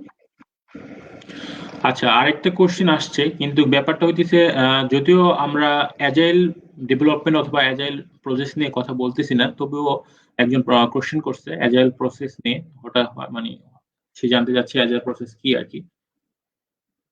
এজাইল প্রসেসটা আসলে হচ্ছে যে আপনার এজাইল মানে বেসিক্যালি এজাইল বলতে তো অনেক সময় অনেকে অনেক কিছু বুঝে, হ্যাঁ? প্রসেস বুঝে, প্রসিডিউর, মডেল বিভিন্ন রকম অনেক রকম কথাই হয়। বাট এজাইলটা হচ্ছে বেসিক্যালি আপনার মাইন্ডসেট, হ্যাঁ? মাইন্ডসেট, সেই মাইন্ডসেটটা হচ্ছে যে আপনার মধ্যে একটা মানে চেঞ্জটাকে অ্যাকসেপ্ট করা, বিভিন্ন অ্যাডপ্টেবিলিটি পাওয়ারটা তৈরি করা।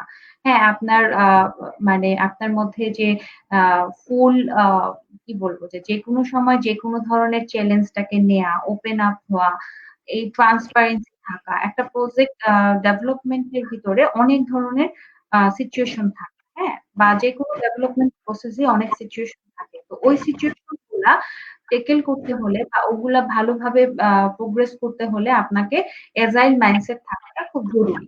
যদি আপনি এজাইল মাইন্ডসেট এর একটা মানে এমন না যে আপনার একার, হ্যাঁ? ফুল টিম মেম্বারদের যদি এজাইল মাইন্ডসেট থাকে তখন তারা কি করতে পারে, তাদের ডেভেলপমেন্টটা অনেক বেশি দ্রুত হতে পারে, তাদের প্রবলেম গুলা মিনিমাইজ করা যেতে পারে এবং আ ডেলিভারিটা অনেক দ্রুত দেয়া যায়। হ্যাঁ? ডেলিভারিটা অনেক দ্রুত দেয়া যায়। আর এজাইল প্রসেস এ সফটওয়্যার ডেভেলপমেন্ট এ যেটা করা হয় যে ছোট, ছোট করে ভাগ করা হয়। মাইলস্টোন গুলাকে আপনার হচ্ছে ছোট, ছোট করে ভাগ করা হয়। যেখানে একটা আ আপনার ওয়ার্কেবল সফটওয়্যার রিলিজ দেওয়া পসিবল হয়। হ্যাঁ? একটা স্প্রিন্ট বা একটা ছোট মাইলস্টোন এ যেখানে একটা ওয়ার্কেবল সফটওয়্যার রিলিজ দেওয়া হয়। আমাদের আগে ওয়াটারফল সিস্টেমে কি ছিল? ওয়াটারফল সিস্টেমে আপনার ফুল সফটওয়্যার ডেভেলপমেন্টটা শেষ হতো, তারপরে একটা সফটওয়্যার রিলিজ দেওয়া হতো। তখন হচ্ছে ক্লায়েন্ট একটা ওয়ার্কেবল সফটওয়্যার পেত। তার মাঝখানে কিন্তু কোন কিছু রিলিজ দেওয়া হতো না। তো এজাইল এর একটাই আপনার যে সবচেয়ে ভালো ফ্যাসিলিটি হচ্ছে যে এটা কি করছে যে একটা ছোট মাইলস্টোনে একটা ওয়ার্কেবল সফটওয়্যার দিচ্ছে। ছোট, ছোট ইনক্রিমেন্ট এর মাধ্যমে সে প্রোগ্রেস করতেছে। হ্যাঁ? ছোট, ছোট ইনক্রিমেন্ট এর মাধ্যমে প্রোগ্রেস করতেছে। সেখানে হয়তো ৪-৫ টা ফিচার একত্র করে একটা ছোট রিলিজ দিল। সেখানে ডিজাইনের কাজ হলো, টেস্টিং এর কাজ হলো, প্রোগ্রামিং এর কাজ হলো, তারপরে আদার যে পার্ট গুলো আছে সেগুলোর কাজ হলো। তো সবকিছু মিলে একটা ফুল কমপ্যাক্ট আকারে একটা ছোট রিলিজ গেল, যেখানে ওয়ার্কেবল সফটওয়্যার গেল এবং একটা ছোট ইনক্রিমেন্ট হলো, যেখানে কাস্টমার বা ক্লায়েন্ট একটা ভিউ দেখতে পেল, ফুল ডেভেলপমেন্ট টিমও কিছু প্রোগ্রেস পাইলো। হ্যাঁ? তারপরে আরেকটা মাইলস্টোন বা আরেকটা ইয়ে নিয়ে প্রিপারেশন করা হয়। তো এজাইলটা এটাই যে আপনার হচ্ছে ছোট, ছোট আকারে ইনক্রিমেন্ট আকারে এটা প্রোগ্রেস করবে। একটা ওয়ার্কেবল সফটওয়্যার আপনাকে দিবে এবং এজাইল প্রসেসে যদি আপনার কন্টিনিউ করতে হয় তাহলে অবশ্যই আপনাকে এজাইল মাইন্ডসেটটা রাখতে হবে। আপনি যেকোনো সময় যেকোনো চেঞ্জ কে অ্যাডপ্ট করতে পারেন, চ্যালেঞ্জ কে অ্যাকসেপ্ট করতে পারেন। আপনার রেসপেক্ট থাকাটা বা আপনার টিম মেম্বারদের প্রতি আপনার সহায়তা থাকা, হ্যাঁ? ওই অ্যাটিটিউডটা থাকা, ওই অ্যাকসেপ্টেন্স থাকা, হ্যাঁ? এজাইল এর বিভিন্ন ভ্যালুস আছে, বিভিন্ন প্রিন্সিপাল আছে। এই বিষয়গুলো আপনার মধ্যে অ্যাডপ্ট করাটা। ঠিক আছে? এটা খুব ইম্পোর্টেন্ট এজাইলটা শুরু করার জন্য। আশা করি উত্তরটা পেয়েছেন। আচ্ছা, আমরা কথা বলছিলাম যে সফটওয়্যার ডেভেলপমেন্ট লাইফ সাইকেল নিয়ে কথা বলার ব্যাপারে। তো আপনি যদি আর কোনো ইয়ে না থাকে তাহলে হয়তো আমি শর্টলি ডেভেলপমেন্ট লাইফ সাইকেল এর কিছু বলতে পারি। হ্যাঁ, শিওর আপনি শুরু করতে পারেন। আমাদের কোশ্চেন আমরা আর দেখতেছি না। নতুন কোশ্চেন আসুক আমরা সেই পর্যন্ত আমরা ডেভেলপমেন্ট প্রসেসে চলে যাই।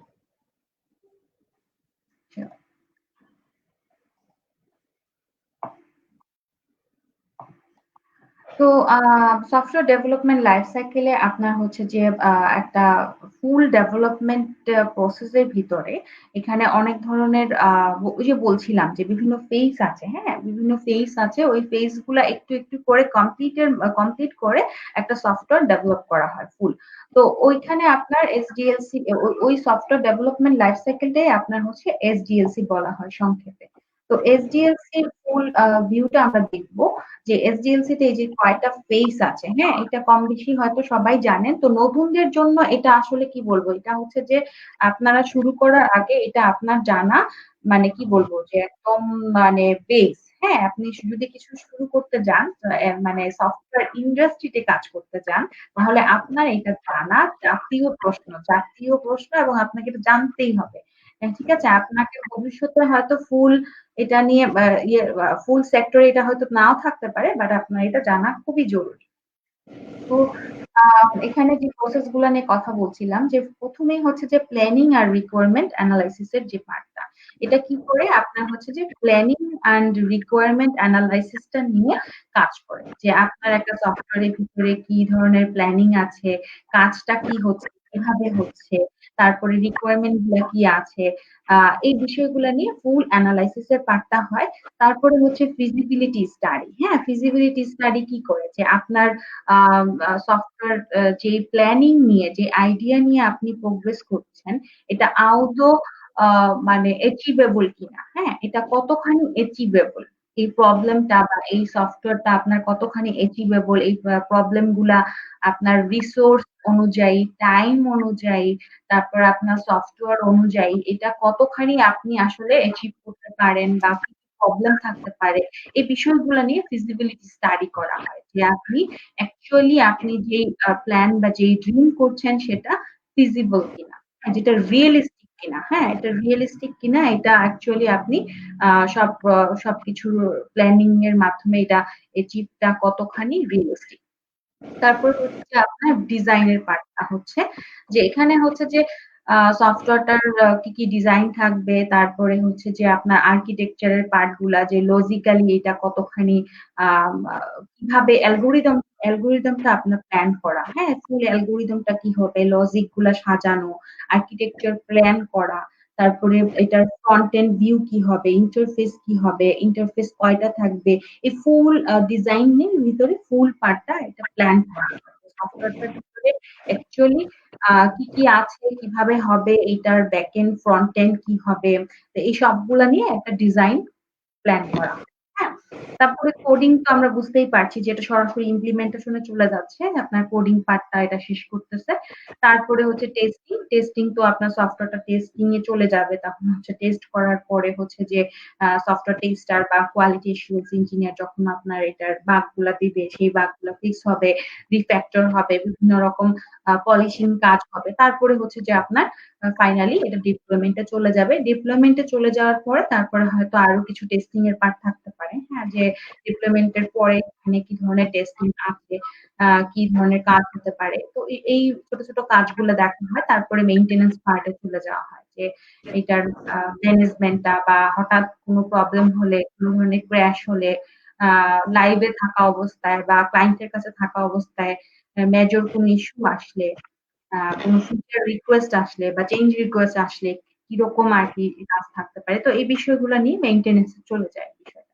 তো এইটাই হচ্ছে যে ফুল এসডিএলসি র পার্টটা। এখানে হচ্ছে যে প্রত্যেকটা সফটওয়্যার এই ফেস এর মাধ্যমেই যায়। একেক সফটওয়্যার একেক রকম মডেল ফলো করে। এই যে একটু আগে আমরা এজাইল সম্পর্কে কথা বলছিলাম। কিছু সফটওয়্যার হয়তো এজাইল ফলো করতেছে, কেউ হয়তো ওয়াটারফল বা কেউ হয়তো আরো ডিফারেন্ট কিছু মডেল ব্যবহার করছে। তো মডেল গুলা জাস্ট এই ফেজ গুলারই ডিফারেন্ট প্রসিডিউর, ডিফারেন্ট আইডিয়া বা ডিফারেন্ট টেকনিক। বাট প্রত্যেকেরই এই প্রত্যেকটা ফেস আছে। হ্যাঁ, প্রত্যেক পার্টে প্রত্যেক সফটওয়্যারই এই ফেস গুলো পার করতে হয়। প্রত্যেক সফটওয়্যারের ভিতরেই এই ফেস গুলার একটা ইমপ্লিমেন্টেশন আছে। তো সফটওয়্যার ইন্ডাস্ট্রিতে যারা আছেন বা থাকবেন তাদের সবাইকে এটা জানা জরুরি আরকি। তো এছাড়া আমি সফটওয়্যার টেস্টিং এর কিছু অংশ বলতে পারি, যেটা আপনি হয়তো কোয়েশ্চেন করছিলেন। বেশ কিছু নিয়ে আমরা কথা বলছিলাম। তো সফটওয়্যার কোয়ালিটি অ্যাসুরেন্স এর পার্টটা যদি আমি সরাসরি চলে যাই, সফটওয়্যার কোয়ালিটি অ্যাসুরেন্স এ আপনার কি বিষয় আছে? তো বাই দিস টাইম যদি আপনার কাছে কোনো কোয়েশ্চেন না থাকে তাহলে হয়তো আমি এটা প্রোগ্রেস করব আরকি। হ্যাঁ, আমাদের কাছে কোশ্চেন আসছে, আমরা কোশ্চেন নিয়ে নিই কয়টা। হ্যাঁ, এমডি জুয়েল বলেছেন, for automation testing which tool should we use? আমরা কোন টুলটি আর কি ইউজ করব অটোমেশনের জন্য হয়তো? আচ্ছা। তো অটোমেশন আসলে ডিপেন্ড করে। হ্যাঁ, ডিপেন্ড করে বিকজ আপনি যখন অটোমেশন করতেছেন, অটোমেশনটা কি করতেছেন? কি ধরনের সফটওয়্যার অটোমেশন করবেন? সেটা ওয়েবসাইট নাকি মোবাইল তো নাকি ডেস্কটপ, হ্যাঁ? তো অটোমেশনের জন্য আপনি কোন প্ল্যাটফর্ম ফলো করতেছেন বা আপনার টেস্ট কেস গুলা কি? হ্যাঁ, আপনার আ মানে কি বলবো যে টেস্টিংটা কি? টেস্টিংটা হচ্ছে যে আপনি কোনো ফিচার বা কোনো ফাংশন কাজ করতেছে কিনা সেটা ভেরিফাই করতেছেন, হ্যাঁ? তো সিমিলারলি আপনার হচ্ছে যে অটোমেশন যখন করবেন সেম কাজটাই অটোমেশন কখন করা হয়? অটোমেশনটা হচ্ছে যে আপনার যখন কোনো টেস্টিংটা হচ্ছে রিপিটেটিং আপনাকে প্রতিদিন করতে হচ্ছে, হ্যাঁ? প্রতিদিন আপনি একই টেস্ট করতেছেন, একই রকম ভাবে করতেছেন বা অনেক বড় ফর্ম, অনেক লেংদি কাজ যেটা আপনার ম্যানুয়ালি করতে গেলে প্রতিদিনই এটার একটা হিউজ টাইম হয়ে যাচ্ছে। যেটা লেংদি করতেছে, কমপ্লিকেশন বাড়াচ্ছে। তো এই ধরনের কাজগুলো আমরা হচ্ছে অটোমেশনে নিয়ে আসি। ঠিক আছে? তো অটোমেশনে নিয়ে আসার পরে তখন কি করা হয় যে আপনার আ আ ওই টেস্ট কেস গুলার উপরে ডিপেন্ড করে আপনাকে ফিক্স করতে হবে যে আপনার কি ধরনের সফটওয়্যার আপনার হচ্ছে প্রয়োজন। কি ধরনের টুল আপনার প্রয়োজন। হ্যাঁ? টুলটা কি করে? আপনার অটোমেশনটাকে আরো ফাস্টার করতেছে। আপনার কাজটাকে আরো সহায়ক করতেছে। ধরা যাক আপনি কি করেন যে কামার কুমারের যে কথাগুলা, হ্যাঁ? কামার কুমারের ইয়েতে কিন্তু আপনার কিছু না কিছু টুল থাকে, হ্যাঁ? দেখবেন কুমার কিছু টুল দিয়ে কাজ করতেছে, কামার কিছু টুল দিয়ে কাজ করতেছে। তারা কি করে? টুলটা দিয়ে তার কাজটাকে সহজ করতেছে, আরো শেপ আনতেছে, আরো পলিশ করতেছে, আরো বেটার, ফাস্টার করতেছে। সিমিলারলি অটোমেশনে আপনি যখন কোনো টুল ব্যবহার করবেন, আপনার কাজটাকে আপনি আরো ফাস্টার করতেছেন। আপনি আরো ভালো করতেছেন, কোয়ালিটিটা আরো বেটার করতেছেন। বাট তা না যে আপনি টুল ছাড়া কাজ করতে পারবেন না। আপনি কিন্তু কোডিং করেও অটোমেশন করতে পারেন। ঠিক আছে? তো টুলের প্রতি ফোকাস হতে আমি মানা করি বিকজ এই কারণেই যে আপনি টুল কেন্দ্রিক হয়ে গেলে আপনি আসলে আপনার ক্রিয়েটিভিটি বা আপনার ট্যালেন্ট বা আপনার অ্যাকচুয়ালি ব্রিলিয়ান্সিটা হারাবেন। ঠিক আছে? আপনার প্রোগ্রামিং নলেজটাকে হারাবেন। আপনি টুল কেন্দ্রিক চিন্তা করবেন। আপনি টুলের বাইরে আপনার চিন্তাটা আপনার থাকবে না। হ্যাঁ? তো টেস্ট কেসটাকে ফোকাস করবেন। তারপরে সেটাকে চিন্তা করে কি ধরনের অটোমেশন প্ল্যান করা যায়, কোন কেসটাকে নিয়ে আপনি কাজ করবেন, কোনটা রিপিটেটিভ, কোনটা প্রবলেম সলভ করবে আপনার লাইফটাকে ইজি করবে, ফাস্ট করবে, আপনার সফটওয়্যারটাকে আরো বেটার কোয়ালিটিফুল করবে। সেটাকে আপনি পিক করবেন। তো পিক করার পরে তারপরে আপনি গিয়ে আপনার রিসোর্স, আপনার ট্যালেন্ট, আপনার নলেজ সবকিছুর উপর ডিপেন্ড করে আপনার একটা টুল পিক করবেন। হ্যাঁ? বর্তমানে মার্কেটে অনেক ধরনের টুল আছে। ওয়েবসাইট যদি হয়, এখানে সেলিনিয়াম তো আপনারা সবাই জানেন যে সেলিনিয়ামটা খুবই ভালো। সেলিনিয়ামের অনেক, অনেক আগে থেকে এই সেলিনিয়াম প্রচলিত। তো সেলিনিয়ামের আপনার হচ্ছে যে ওয়েবে বেশ কিছু পার্ট আছে। এটা আপনি কাজ করতে পারেন। তারপরে মোবাইলের ক্ষেত্রে অ্যাপিয়াম আছে। এছাড়া নতুন জাভাস্ক্রিপ্ট এখন বর্তমানে খুব প্রচলিত এবং খুব ভালো এটা ভালো করছে। তো জাভাস্ক্রিপ্ট এর বেশ কিছু টুল আছে যেমন সাইপ্রেস আছে, তারপরে আছে কিউকাম্বার আছে। তো এরকম আপনার বিভিন্ন ধরনের টুল আছে যেগুলো আপনার আরো বেটার লাইফ দেবে। বেটার লাইফ দেবে এবং যদি কোডিং জানেন এবং কোডিং দিয়ে আপনার মানে যেকোনো প্রবলেম সলভিং এর সময় আপনি মানে সবকিছু আসলে ফুল টুলের মাধ্যমে নাও হতে পারে। যেগুলো টুলে আপনি ডেলিভারি দিতে পারছেন না সেগুলো হয়তো ছোট, ছোট আ ইয়ে আকারে আপনি ডেলিভারি করতে পারেন। র কোডিং করে পাইথন এ হতে পারে বা আপনার আ সি শার্প এ হতে পারে। হ্যাঁ? Depends on your test, depends on your priority, depends on your purpose. ঠিক আছে? এইগুলোর উপরে পিক করে আপনি হচ্ছে যে টুলস পিক করবেন, আপনার অটোমেশন টেস্ট কেসটা প্রিপেয়ার করবেন। তো যদি আপনি অটোমেশন শিখতে চান, আপনি শুরুর দিকে সেলিনিয়াম দিয়ে শুরু করতে পারেন এবং যেকোনো একটা ল্যাঙ্গুয়েজ জাভা হোক, সি শার্প হোক, সেলিনিয়াম অনেক ধরনের ল্যাঙ্গুয়েজে আপনার সাপোর্ট করে। সি শার্প আছে, পাইথন আছে, তারপরে আপনার পিএইচপি দিয়েও আপনি করতে পারবেন। সো যে ল্যাঙ্গুয়েজ আপনি জানেন সেটাই শুরু করতে পারেন। ঠিক আছে? বাট ইউজুয়ালি জাভাতে অনেক বেশি রিসোর্স এভেইলেবল, অনেক বেশি ওপেন সোর্স এটা এবং এখানে টিউটোরিয়ালটা অনেক বেশি এভেইলেবল। যার কারণে অনেকেই হচ্ছে জাভা দিয়ে শুরু করে। আবার অনেকে পাইথন দিয়েও শুরু করে, সি শার্প দিয়েও শুরু করে। তো কোনটাই আসলে ফেল না। ঠিক আছে? সবগুলাই ভালো। আপনি যেকোনো একটা যেটাতে আপনি কমফোর্ট ফিল করেন আপনি এটা দিয়ে শুরু করতে পারেন। কোন সমস্যা নেই।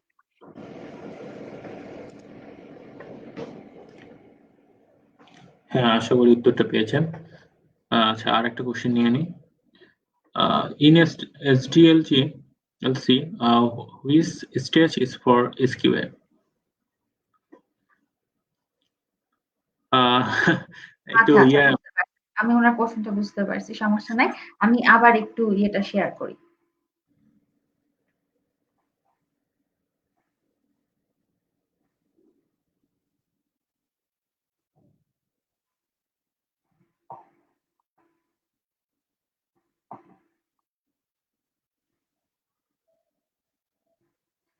আচ্ছা।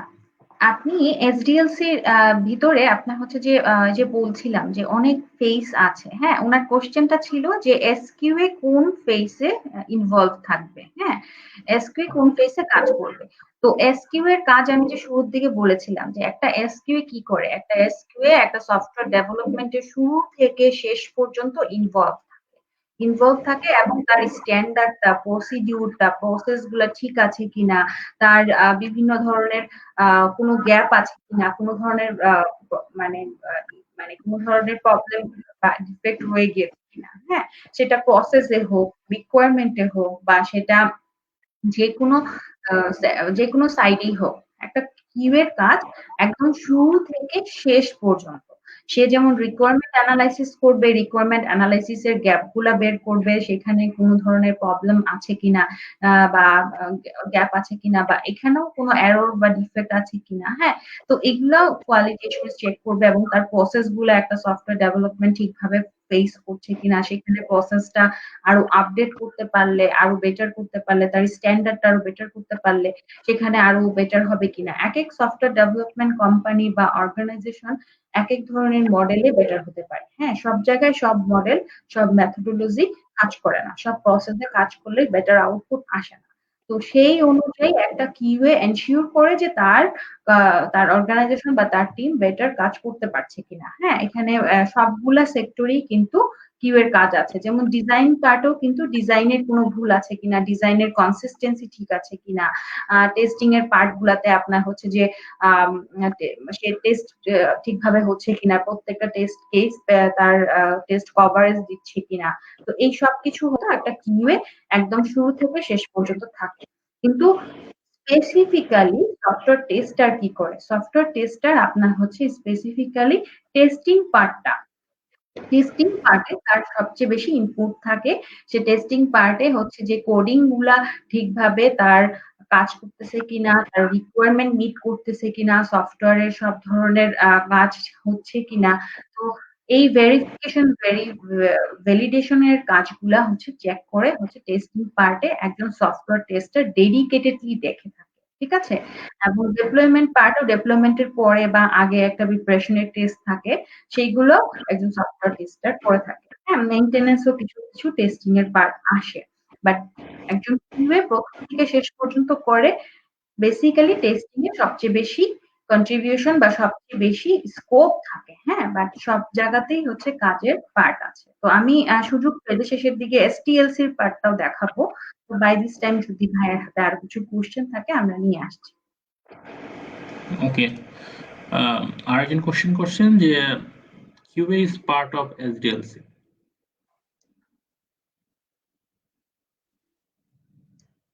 এটা মনে হয় কোশ্চেন না, এটা ওনার অপিনিয়ন দিয়েছে যে কিউএ হচ্ছে এসডিএলসির একটি পার্ট, এটা উনি বোঝানোর চেষ্টা করেছেন আর কি। হ্যাঁ, হ্যাঁ, কিউএ অবশ্যই এসডিএলসির একটা পার্ট। এসডিএলসির ফেজে প্রথম থেকে যে রিকোয়ারমেন্টটা গ্যাদার করছে, হ্যাঁ, একদম প্রথম থেকে একদম শেষ পর্যন্ত কিউএ কিন্তু কাজ আছে। তো কিউএ সবকিছুর কোয়ালিটি এনশিওর করতে হবে, সবকিছুর স্ট্যান্ডার্ডটা ফলো হচ্ছে কিনা সে তার এটা চেক করতে হবে।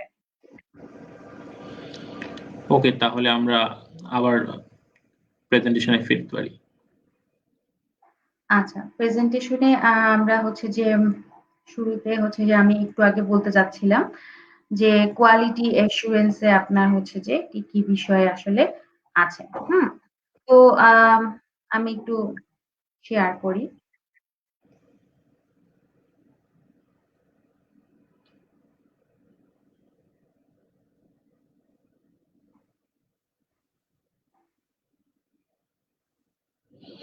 আচ্ছা, এই সময়ের মধ্যে আমি বলতে চাই, আপনারা যারা লাইভে আমাদের অনুষ্ঠানটি দেখতেছেন, তারা নির্দ্বিধায় আপনাদের প্রশ্নগুলো কমেন্ট সেকশন করতে পারেন। আপনাদের হয়তোবা অনেক অজানা জিনিস জানতে পারবেন, আপনাদের উপকারে আসবে। আর যেহেতু একটা সেশনে চলে যাওয়ার পর আর মানে মাথায় হয়তোবা অনেক প্রশ্ন আসে কিন্তু আমরা উত্তর খুঁজে পাই না। সেক্ষেত্রে আশা করি কমেন্ট করলে আশা করি আপনারা অনেক এফেক্টিভ হবেন।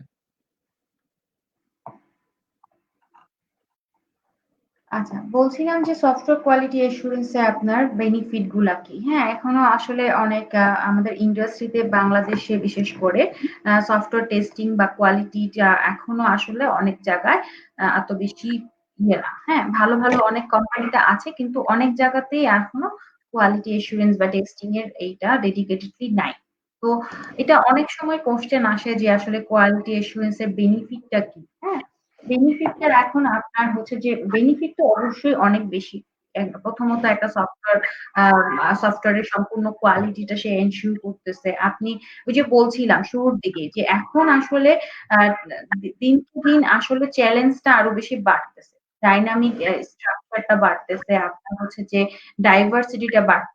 বিভিন্ন ধরনের টেকনোলজি, বিভিন্ন ল্যাঙ্গুয়েজ, নতুন ভার্সন, আজকে এক ভার্সন তো কালকে আরেক ভার্সন।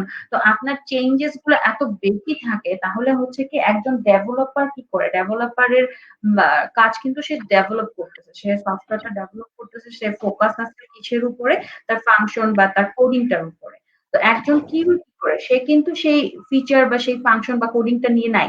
তাকে কাজ করতে হয় ফুল সফটওয়্যারটার সবকিছু নিয়ে। একটা রিকোয়ারমেন্ট ঠিকভাবে আছে কিনা, ক্লায়েন্টের কাছে রিকোয়ারমেন্টটা ঠিকভাবে যাচ্ছে কিনা বা আসছে কিনা, ক্লায়েন্ট ঠিকভাবে দিচ্ছে কিনা, তারপরে ডিজাইনটা ঠিকভাবে করা হয়েছে কিনা, তারপরে ইমপ্লিমেন্টেশন বা কোডিংটার রিভিউ বা কোডিং এর পার্ট গুলা সবভাবে ঠিক আছে কিনা। তারপরে হচ্ছে যে টেস্টিং এর সময় তার কাজটা কিন্তু ওই ফিচার রিলেটেড থাকে না। ফুল সফটওয়্যারটাই কিন্তু সে টেস্ট করতেছে। ফুল সফটওয়্যার টেস্ট করে সেখানে একটা ছোট ফিচার বা ফাংশন যখন চেঞ্জ করা হয় বা প্রবলেম ফিক্স করা হয় তখন ওইটার ইমপ্যাক্টটা কিন্তু ফুল সফটওয়্যারই পড়তেছে। তখন তার ফুল টেস্টিং করাটা, হ্যাঁ? ফুল টেস্টিং করা এবং তাকে আউটসাইড অনেক কিছু চিন্তা করতে হয়। তো সফটওয়্যার টেস্টার বা সফটওয়্যার কিউএ যারা আছেন তাদের মাইন্ডসেটটাই থাকে ডিফারেন্ট অ্যাঙ্গেল। হ্যাঁ? ডেভেলপারের মাইন্ডসেট থাকে একরকম, কিউ এর মাইন্ডসেট থাকে টোটালি ডিফারেন্ট। তো একজন কিউএ যদি ডেডিকেটেডলি একটা সফটওয়্যার ফার্ম বা কোম্পানিতে না থাকে তাহলে আসলে এটা খুবই টাফ যে আপনার একার পক্ষে সেখানে আপনি ম্যানেজার হন বা আপনি ডেভেলপার হন, আপনার একার পক্ষে এত কিছু কভার আপ করা, এত কিছু ডেডিকেটেডলি চেক করা এটা আসলে খুব টাফ। তো আউট অফ দ্য বক্স একজন কিউএ চিন্তা করে ফুল সফটওয়্যার একটা কভারেজ দেওয়ার চেষ্টা করে। তো টেস্টিং এর বিভিন্ন সিনারিও হতে পারে। হ্যাঁ, একটা ইউজারের কাছে যাওয়ার পরে একটা সফটওয়্যারে অনেক ধরনের প্রবলেম আসতে পারে। তো একটা সফটওয়্যার টেস্টার কি করে যে শুরু থেকে একদম ব্রেকিং গুলা, হ্যাঁ, এখানে ব্রেকটা কোথায় হচ্ছে, একটা ইউজার পেলে কি করতে পারে বা একটা হ্যাকারের কাছে গেলে কি হতে পারে, কি ধরনের সিকিউরিটি আসতে পারে। এই সবকিছু কিন্তু একজন কিউএ দেখে থাকে। তো আমি এখানে কিছু মানে বেনিফিট এর পার্ট বলেছিলাম যে একটা এসকিউ আপনার হচ্ছে হাই কোয়ালিটি একটা সফটওয়্যার হচ্ছে প্রডিউস করতেছে। তারপরে হচ্ছে হাই কোয়ালিটি অ্যাপ্লিকেশন আপনার হচ্ছে টাইম এবং কস্টিংটা সেভ করতেছে। হ্যাঁ? দেখা গেল আপনি কোন একটা সফটওয়্যার নিয়ে কাজ করতেছেন।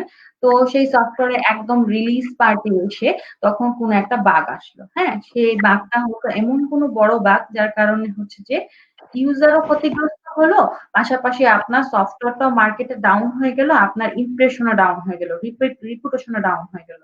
যেমন ধরেন স্যামসাং এর ক্ষেত্রে স্যামসাং এর আপনার হচ্ছে যে স্যামসাং নোট 4 না কোন ভার্সনে জানি আপনার হচ্ছে যে একটা প্রবলেম ছিল যে এটা যখন ব্যাটারি চার্জ থাকতো তখন হচ্ছে যে অনেক বেশি হিট হয়ে এটা বার্ন হয়ে যেত। হ্যাঁ?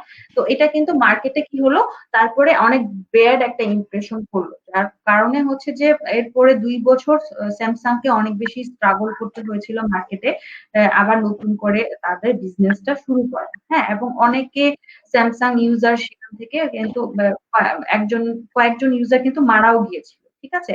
তো এটা যখন মার্কেটে আসলো তার মানে হচ্ছে যে তারা ওইটা টেস্টিং সাইটে খুব ভালো করে এটা টেস্ট করতে পারে নাই। হ্যাঁ?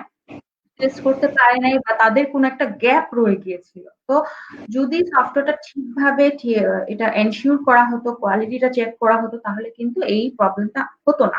সিমিলারলি প্রত্যেকটা বড়, বড় ইয়েতে যদি আপনি ইতিহাসে যদি দেখেন যে এরকম কিন্তু বেশ কিছু ঘটনা আছে যেখানে হচ্ছে যে আ কোয়ালিটি বা টেস্টিং এর কিছু পার্ট গ্যাপের কারণে ইস্যুটা মার্কেটে চলে আসে। যার কারণে পরবর্তীতে ইউজার সহ কোম্পানি সহ আরো অনেকে ক্ষতিগ্রস্ত হয়। তো এটা আপনার কি করে যে একটু কস্টিংটা অনেক কমাচ্ছে। কস্টিংটা অনেক কমাচ্ছে এবং শেষের দিকে প্রবলেম আসার পরে আপনাকে সফটওয়্যারটা আবার নতুন করে শুরু করা লাগতে পারে। আপনাকে হয়তো আবার অনেক কিছু রিফ্যাক্টরিং করা লাগতে পারে। আপনার টাইমটা অনেক বেড়ে যেতে পারে। তো শুরুর দিকে যদি বাগটা আপনি পেয়ে যান, শুরুর দিকে প্রবলেমটা যদি আপনাকে নোটিফাই করে দেওয়া হয়, তখন কিন্তু আপনার অনেক সময় বেঁচে যায়। তারপরে আপনার বেটার রিলায়েবিলিটি দেয়। হ্যাঁ? রিলায়েবিলিটি আপনার সফটওয়্যার কনফিডেন্স টা বাড়ায়। আপনি কনফিডেন্স হতে পারেন বা আপনার রিলায়েবিলিটি টা খুব বেশি বেটার হয়। হ্যাঁ? এছাড়া হচ্ছে যে আপনার আ আ মেইনটেন্যান্স লং টাইম এর হচ্ছে যে বিভিন্ন ধরনের বেনিফিট আপনি পাবেন। এটা হচ্ছে আপনার কস্টিং টা দিনকে দিন লং টার্ম এ এটা কমাবে। ঠিক আছে? আর কমার্শিয়াল সফটওয়্যার এর ক্ষেত্রে আপনার হচ্ছে যে মার্কেটে বিভিন্ন ধরনের শেয়ারটা বৃদ্ধি পাচ্ছে বা আপনার হাই কোয়ালিটি টা এনশিওর হচ্ছে। তো এরকম বিভিন্ন রকম আ বেনিফিট কিন্তু আমরা পেয়ে থাকি। হ্যাঁ? এবং কোয়ালিটিটা ইমপ্রুভ হয়। ডে বাই ডে এটা ইমপ্রুভ হয়। হ্যাঁ। সুতরাং তো আপনারা যদি কোয়ালিটি অ্যাসুরেন্স আ ইয়ে করতে চান, আ অ্যাকচুয়ালি এনশিওর করতে চান আপনার সফটওয়্যারের এবং ভবিষ্যতে লং রান এ আপনি আ বেনিফিট চান বা আপনার বিজনেসটা যদি সফটওয়্যারের মধ্যেই আপনি থাকতে চান। ঠিক আছে? তাহলে আপনাকে কিন্তু অবশ্যই একজন কোয়ালিটি অ্যাসুরেন্স বা একজন টেস্টার প্রয়োজন আপনার সফটওয়্যারের জন্য। বিকজ আপনি একা কখনো আসলে এত কিছু ইয়ে করতে পারবেন না। আর একজন কিউ এর মাইন্ডসেটই কিন্তু ডিফারেন্ট থাকে। তো ওই মাইন্ডসেটটা একজন ডেভেলপারের মধ্যে থেকে ফুল আনাটা আসলে খুব টাফ। তো ওইটা আ মানে সেভাবে আসলে পসিবল খুব কম ক্ষেত্রেই হয়ে থাকে। যদি আপনি টিডিডি ফলো করে থাকেন, তারপরও কিন্তু একটা ইয়ে থাকে। মানে একটা রিস্ক থেকে যায়। আর এছাড়া হচ্ছে যে আমি বলছিলাম যে এসটিএলসি নিয়ে কথা বলব। তো আমি একটু স্লাইডটা খুঁজে আনি এসটিএলসি সাইটটা। তো বাই দিস টাইম ভাইয়া যদি আমাদের কাছে কিছু কোয়েশ্চেন থাকে, তো ভাই আপনি কোয়েশ্চেন প্রোগ্রেস করতে পারেন। আমি একটু এসটিএলসি সাইটটা খুঁজে আসি। আচ্ছা, ওকে, আমরা তাহলে নেক্সট কোশ্চেনে চলে যাই। আচ্ছা, আদিতি রয় আপু প্রশ্ন করেছেন যে এসকিউএ নিয়ে একটা আইডিয়া আর কি, লাইভ আইডিয়া কিভাবে পেতে পারে। Um, get idea regarding QA with a live example. Get idea regarding QA with a live example. QA এক কথায় related প্র্যাকটিক্যালি আর কি বিষয়টা আর কি জানতে চাইছে যে প্র্যাকটিক্যালি হয়তো বা কোথাও দেখতে পাবো কি বা লাইফ সাইকেলটা কি এই আর কি। um, আচ্ছা, এই যে একটু আগে আমি যেরকম বললাম যে স্যামসাং এর ক্ষেত্রে একটা এরর আসছিল। তো লাইভ এক্সাম্পল আপনার হচ্ছে যে অবশ্যই আছে। এখন উনি কি ধরনের লাইভ এক্সাম্পল আসলে এক্সপেক্ট করছে বা বলছে, এটা আসলে আমি কোয়েশ্চেন দেখে সিউর হইনি। বাট স্টিল আমার কাছে কিছু এক্সাম্পল আছে। আমি ওখান থেকে আপনাকে আপনাদের কিছু আইডিয়া দিতে পারি। তো অ্যাকচুয়ালি লাইভ এক্সাম্পল কি হবে যে আপনার হচ্ছে যে কিভাবে আপনার কি করে যে একটা সফটওয়্যারে বিভিন্ন বাগ গুলা এরর গুলা বা এই প্রসেস গুলা আপনার চেক করতেছে, হ্যাঁ? তো লাইভ এক্সাম্পল আপনার যদি আমি ইয়ে করি যে একটা সফটওয়্যারের ভিতরে যে বাগ গুলা, হ্যাঁ, এই মুহূর্তে যদি আমি share করি তাহলে আরেকটু বেটার আইডিয়া পাবেন।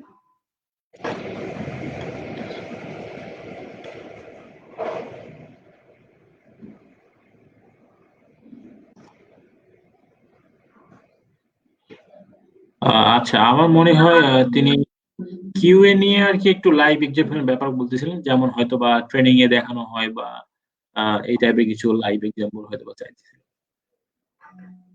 আম ট্রেনিং এ দেখানো হয় বুঝিনি। আহ, একটা মানে একটা প্রসেস আর কি, একটা প্রসেস যেমন আপনার কোয়ালিটি অ্যাসুরেন্স একটা প্রসেস যেটা আর কি ফলো করে অথবা এরকম টাইপের হয়তো বা তিনি বুঝাইতে চাইছেন।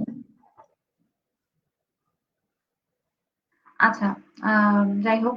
তো আম আম লাইভ এক্সাম্পল এখন আম অ্যাকচুয়ালি মানে কিউএ কি করছে? আপনার সফটওয়্যারের কোয়ালিটিটা চেক করছে, রাইট? তো এখন মনে করেন যে Facebook, হ্যাঁ? Facebook আপনি যখন টেস্ট করতেছেন, Facebook এর বেশ কিছু এরর থাকতে পারে, বাগ থাকতে পারে বা ফল্ট বিভিন্ন ফেইলিউর থাকতে পারে, হ্যাঁ? থাকে কিন্তু। কিছুদিন আগেও কিন্তু অনেক রকম ক্র্যাশ আমরা পাচ্ছিলাম, অনেক ধরনের প্রবলেম পাচ্ছিলাম। তো একজন কোয়ালিটি অ্যাসুরেন্স কি করছে? ফুল প্রসেসটা যেমন চেক করতেছে, পাশাপাশি হচ্ছে যে টেস্টিং করে আপনার হচ্ছে যে এরর গুলা আছে সেগুলা বের করা, সেগুলা হচ্ছে যে রিপোর্ট করা, হ্যাঁ? সেগুলার সাথে নোটিফাই করা বা কমিউনিকেট করে সেগুলার সাথে মানে সেগুলোর ফিক্সিং গুলা আবার চেক করা। পাশাপাশি অটোমেশন থাকলে সেই অটোমেশন গুলা স্ক্রিপ্ট লেখা, অটোমেশন টেস্টিং গুলা ডান করা, ডিপ্লয়মেন্ট এর আগে সেই কাজগুলা কমপ্লিট করা। তো এই বিষয়গুলা হচ্ছে যে একটা কিউএর ফুল পার্ট, হ্যাঁ? তো এখানে লাইভ অ্যাপ্লিকেশন বলতে গেলে যদি বলেন যে লাইভ অ্যাপ্লিকেশন যেগুলো আছে, এখানে লাইভ অ্যাপ্লিকেশন আপনার Facebook আছে, Google আছে বা অনেক অ্যাপ্লিকেশন আপনি কিন্তু অলরেডি ব্যবহার করছেন, হ্যাঁ? ধরা যাক আপনি Uber ব্যবহার করেন। Uber যাতায়াতের সময় ব্যবহার করছেন যখন। Uber ও একটা অ্যাপ্লিকেশন। তাদেরও কিন্তু কিউএ আছে। তারা কি করে? সেই সফটওয়্যারটার আ কোয়ালিটিটা চেক করতেছে। তার টেস্ট করে ওই ফাংশন গুলো অ্যাকচুয়ালি কাজ করছে কিনা। আপনি যখন একটা ফিচার পেলেন বা Uber অ্যাপ্লিকেশনটা আপনি যখন ব্যবহার করছেন, তার আগে কিন্তু তার অনেক বড় একটা ডেভেলপমেন্ট পার্ট শেষ হয়ে আসছে। ঠিক আছে? অনেক বড় একটা ডেভেলপমেন্ট সাইকেল শেষ হয়ে আসছে। তারপরে কিন্তু অ্যাপ্লিকেশনটা আপনার হাতে আসছে। যেখানে অনেক ফিচার ফাংশনের কাজ করা হয়েছে, যেখানে আপনার ফুল অ্যাপ্লিকেশনটা কিভাবে আসলে কোন ফিচার আছে। ধরেন আপনি যখন একটা রাইড কল দিচ্ছেন, সেই রাইডের মধ্যে কি ধরনের আ মানে এই যে মানে কি ডেস্টিনেশন আপনি চেক করছেন, কোথায় আছেন বা আপনার রাইডার কোথায় আছে। এটাও কিন্তু একটা লাইভ অ্যাপ্লিকেশন। সো এখানেও কিন্তু কিছু টেস্টিং এর পার্ট আছে। পাশাপাশি ধরেন আপনি লাইভ অ্যাপ্লিকেশন তো আপনার অনেক আছে। ক্যালকুলেটর আপনি ব্যবহার করছেন বা ক্যালেন্ডার ব্যবহার করছেন, হ্যাঁ? ক্যালকুলেটর বা ক্যালেন্ডারে আপনি কি করেন যে ক্যালেন্ডারে আপনি বিভিন্ন রিমাইন্ডার সেট করতেছেন বা আপনার মানে ডেট দেখছেন। আপনার কোনো স্পেসিফিক শিডিউল থাকলে সেই শিডিউল ম্যানেজ করতেছেন। সো এইটাও কিন্তু একটা অ্যাপ্লিকেশন। তখন কিউএ কি করে? যে এই ক্যালেন্ডারের যেই স্পেসিফিকেশন বা রিকোয়ারমেন্ট আছে, হ্যাঁ? যে ইয়ারলি কি ধরনের স্পেসিফিকেশন আছে, কোন ইয়ারে ঠিকভাবে ডেট গুলা দেখাচ্ছে কিনা, কোন মাসের যেটা 30 ডেটে দেখার কথা 30 ডেটে আসছে কিনা, 31st এ যেটা আসার কথা 31st এ আসছে কিনা বা আপনার হচ্ছে যে হলিডে গুলো ঠিকভাবে পিক হচ্ছে কিনা। এগুলাও কিন্তু একেকটা রিকোয়ারমেন্ট, হ্যাঁ? একটা ফাংশনালিটি। সো এগুলো কিন্তু একজন কিউএ টেস্ট করতেছে। সো এগুলাই হচ্ছে যে আপনার ফুল কিউএর কাজ। আর আমি যেটা বলতে চাচ্ছিলাম যে একটা সফটওয়্যার টেস্টার কি করে? সফটওয়্যার টেস্ট করে। সো সে কি টেস্ট করে? সে আসলে একটা সফটওয়্যারের ভিতরে বিভিন্ন এরর, বাগ বা ফল্ট বা ফেইলিউর নিয়ে কাজ করে, হ্যাঁ? তো আ এরর, বাগ বা ফল্ট, ফেইলিউর নিয়ে অনেক সময় অনেকে জিজ্ঞেস করেন যে আসলে কোনটা কি? কি ধরনের প্রবলেম আছে বা কোনটা আসলে কিভাবে আমরা আ আলাদা করব, হ্যাঁ? কোনটা আলাদা করব কিভাবে? তো এক্ষেত্রে এররটাকে আমরা হচ্ছে যে কোডিং এর মিস্টেক হিসেবে ইয়ে করি যে আমরা একটা কোডিং এর ভিতরে কি ধরনের মিস আছে বা অনেক সময় ডেভেলপাররা কিছু হয়তো রাইট করতে গিয়ে হয়তো আপনার কোনো ডেটা টাইপ হয়তো আপনার কল করে নাই বা কোনো ভেরিয়েবল হয়তো কল করে নাই বা ভেরিয়েবলের নাম মিস করেছে বা সেমিকোলন বা কোনো সিনট্যাক্স এরর করেছে। তো এই বিষয়গুলাকে এরর আকারে বলা হচ্ছে। হ্যাঁ? আর ডিফেক্টটা কি?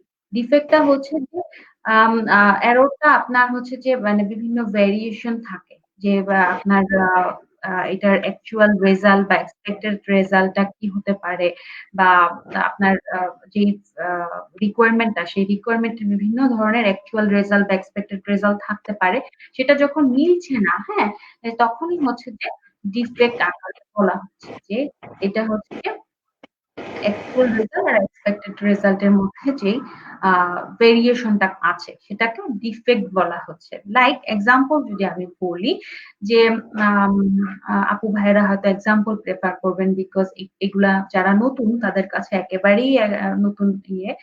তো যারা নতুন তাদের কাছে বলব যে ধরেন আপনি যখন ফেসবুকে আছেন, ফেসবুকে কি করেন? যেহেতু ফেসবুক আপনারা সবাই খুব ভালো ব্যবহার করেন। এটার এক্সাম্পল দিচ্ছি। তো ফেসবুকে যখন একটা পোস্ট হ্যাঁ, পোস্ট একটা স্ট্যাটাস দিচ্ছেন।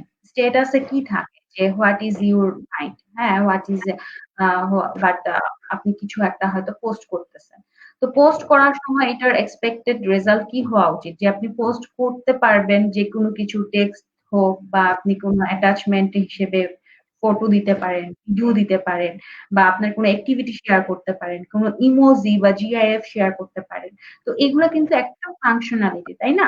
তো তারপরে আপনি যখন পোস্ট করলেন আপনার অডিয়েন্স যারা আছে তারা দেখতে পাবে, আপনি দেখতে পাবেন, এডিট করতে পারবেন, এডিট করার পর এটা আপডেট হবে। এগুলো কিন্তু একটা ফাংশনালিটি। যদি আপনার এক্সপেক্টেড রেজাল্টটা অ্যাকচুয়াল রেজাল্টের সাথে পার্থক্য থাকে যে আপনি পোস্ট করলেন কিন্তু আপনি দেখতে পাচ্ছেন না বা আপনার অডিয়েন্স দেখতে পাচ্ছে না বা আপনি প্রাইভেসি সেট করলেন আপনার প্রাইভেসি সেট কাজ করছে না বা আপনি অ্যাকচুয়ালি সফটওয়্যারটা ইয়ে করতে পারছেন না যেভাবে পোস্ট করার কথা সেভাবে আপনি করতে পারছেন না তো সেটাই হচ্ছে যে এক্সপেক্টেড রেজাল্ট দিচ্ছে না এবং সেটাই হচ্ছে ডিফেক্ট হ্যাঁ আর বাগের ক্ষেত্রে হচ্ছে যে ডিফেক্টটা accepted by development team হ্যাঁ যে ডেভেলপমেন্ট টিম বাগ হিসেবে এটাকে accepted করলো অ্যাকচুয়ালি বাগ কি বাগ বলতে আমরা কি বুঝি যে বাগ একটা পোকা বা আপনার হচ্ছে যে প্রবলেম হ্যাঁ পোকা কি করে যে আম, মানে একটা একটা জায়গায় থেকে যায় লং টার্ম থেকে যায় এবং বিভিন্ন ভাবে এটা অ্যানয় করে প্রবলেম ক্রিয়েট করে তাই না তো যত দিন যায় একটা বাগের প্রবলেম তত বেশি ইম্প্যাক্টেড হয় তত বেশি বাড়তে থাকে ঠিক আছে সিমিলারলি সফটওয়্যার ডেভেলপমেন্টও আপনার হচ্ছে যে একটা ডিফেক্ট যখন থেকে যায় হ্যাঁ একটা ডিফেক্ট যখন থেকে যায় তখন এটা লং টার্মে আপনাকে আরো বেশি নয় করতে পারে আরো বেশি প্রবলেম ক্রিয়েট করতে পারে আহ একটা সফটওয়্যারের যেভাবে কাজ করার কথা সেই কাজটা আসতেছে না বা অ্যাকচুয়ালি সেটার মধ্যে ভুল আসতেছে, হ্যাঁ? ভুল একটা প্রবলেম আসতেছে। তো সেটাকে বলা হচ্ছে বাগ। কোন একটা সিনারিওতে, কোন একটা সিচুয়েশন এ হয়তো আসতেছে না বা কখনোই আসতেছে না। বিভিন্ন রকম বাগ থাকতে পারে। ঠিক আছে? আর ফেইলিউর হচ্ছে যে আপনার when a defect reaches the end customer is called a failure. Right? So একটা ডিফেক্ট যখন এন্ড কাস্টমারের কাছে যাচ্ছে, যাওয়ার পরে end customer, right? End customer কারা? আপনি Facebook যখন আপনি ব্যবহার করছেন, আপনি এন্ড কাস্টমার। আপনি এন্ড ইউজার। ঠিক আছে? আমি একজন ক্লায়েন্টের জন্য সফটওয়্যার বানাচ্ছি। ক্লায়েন্টকে দিলাম।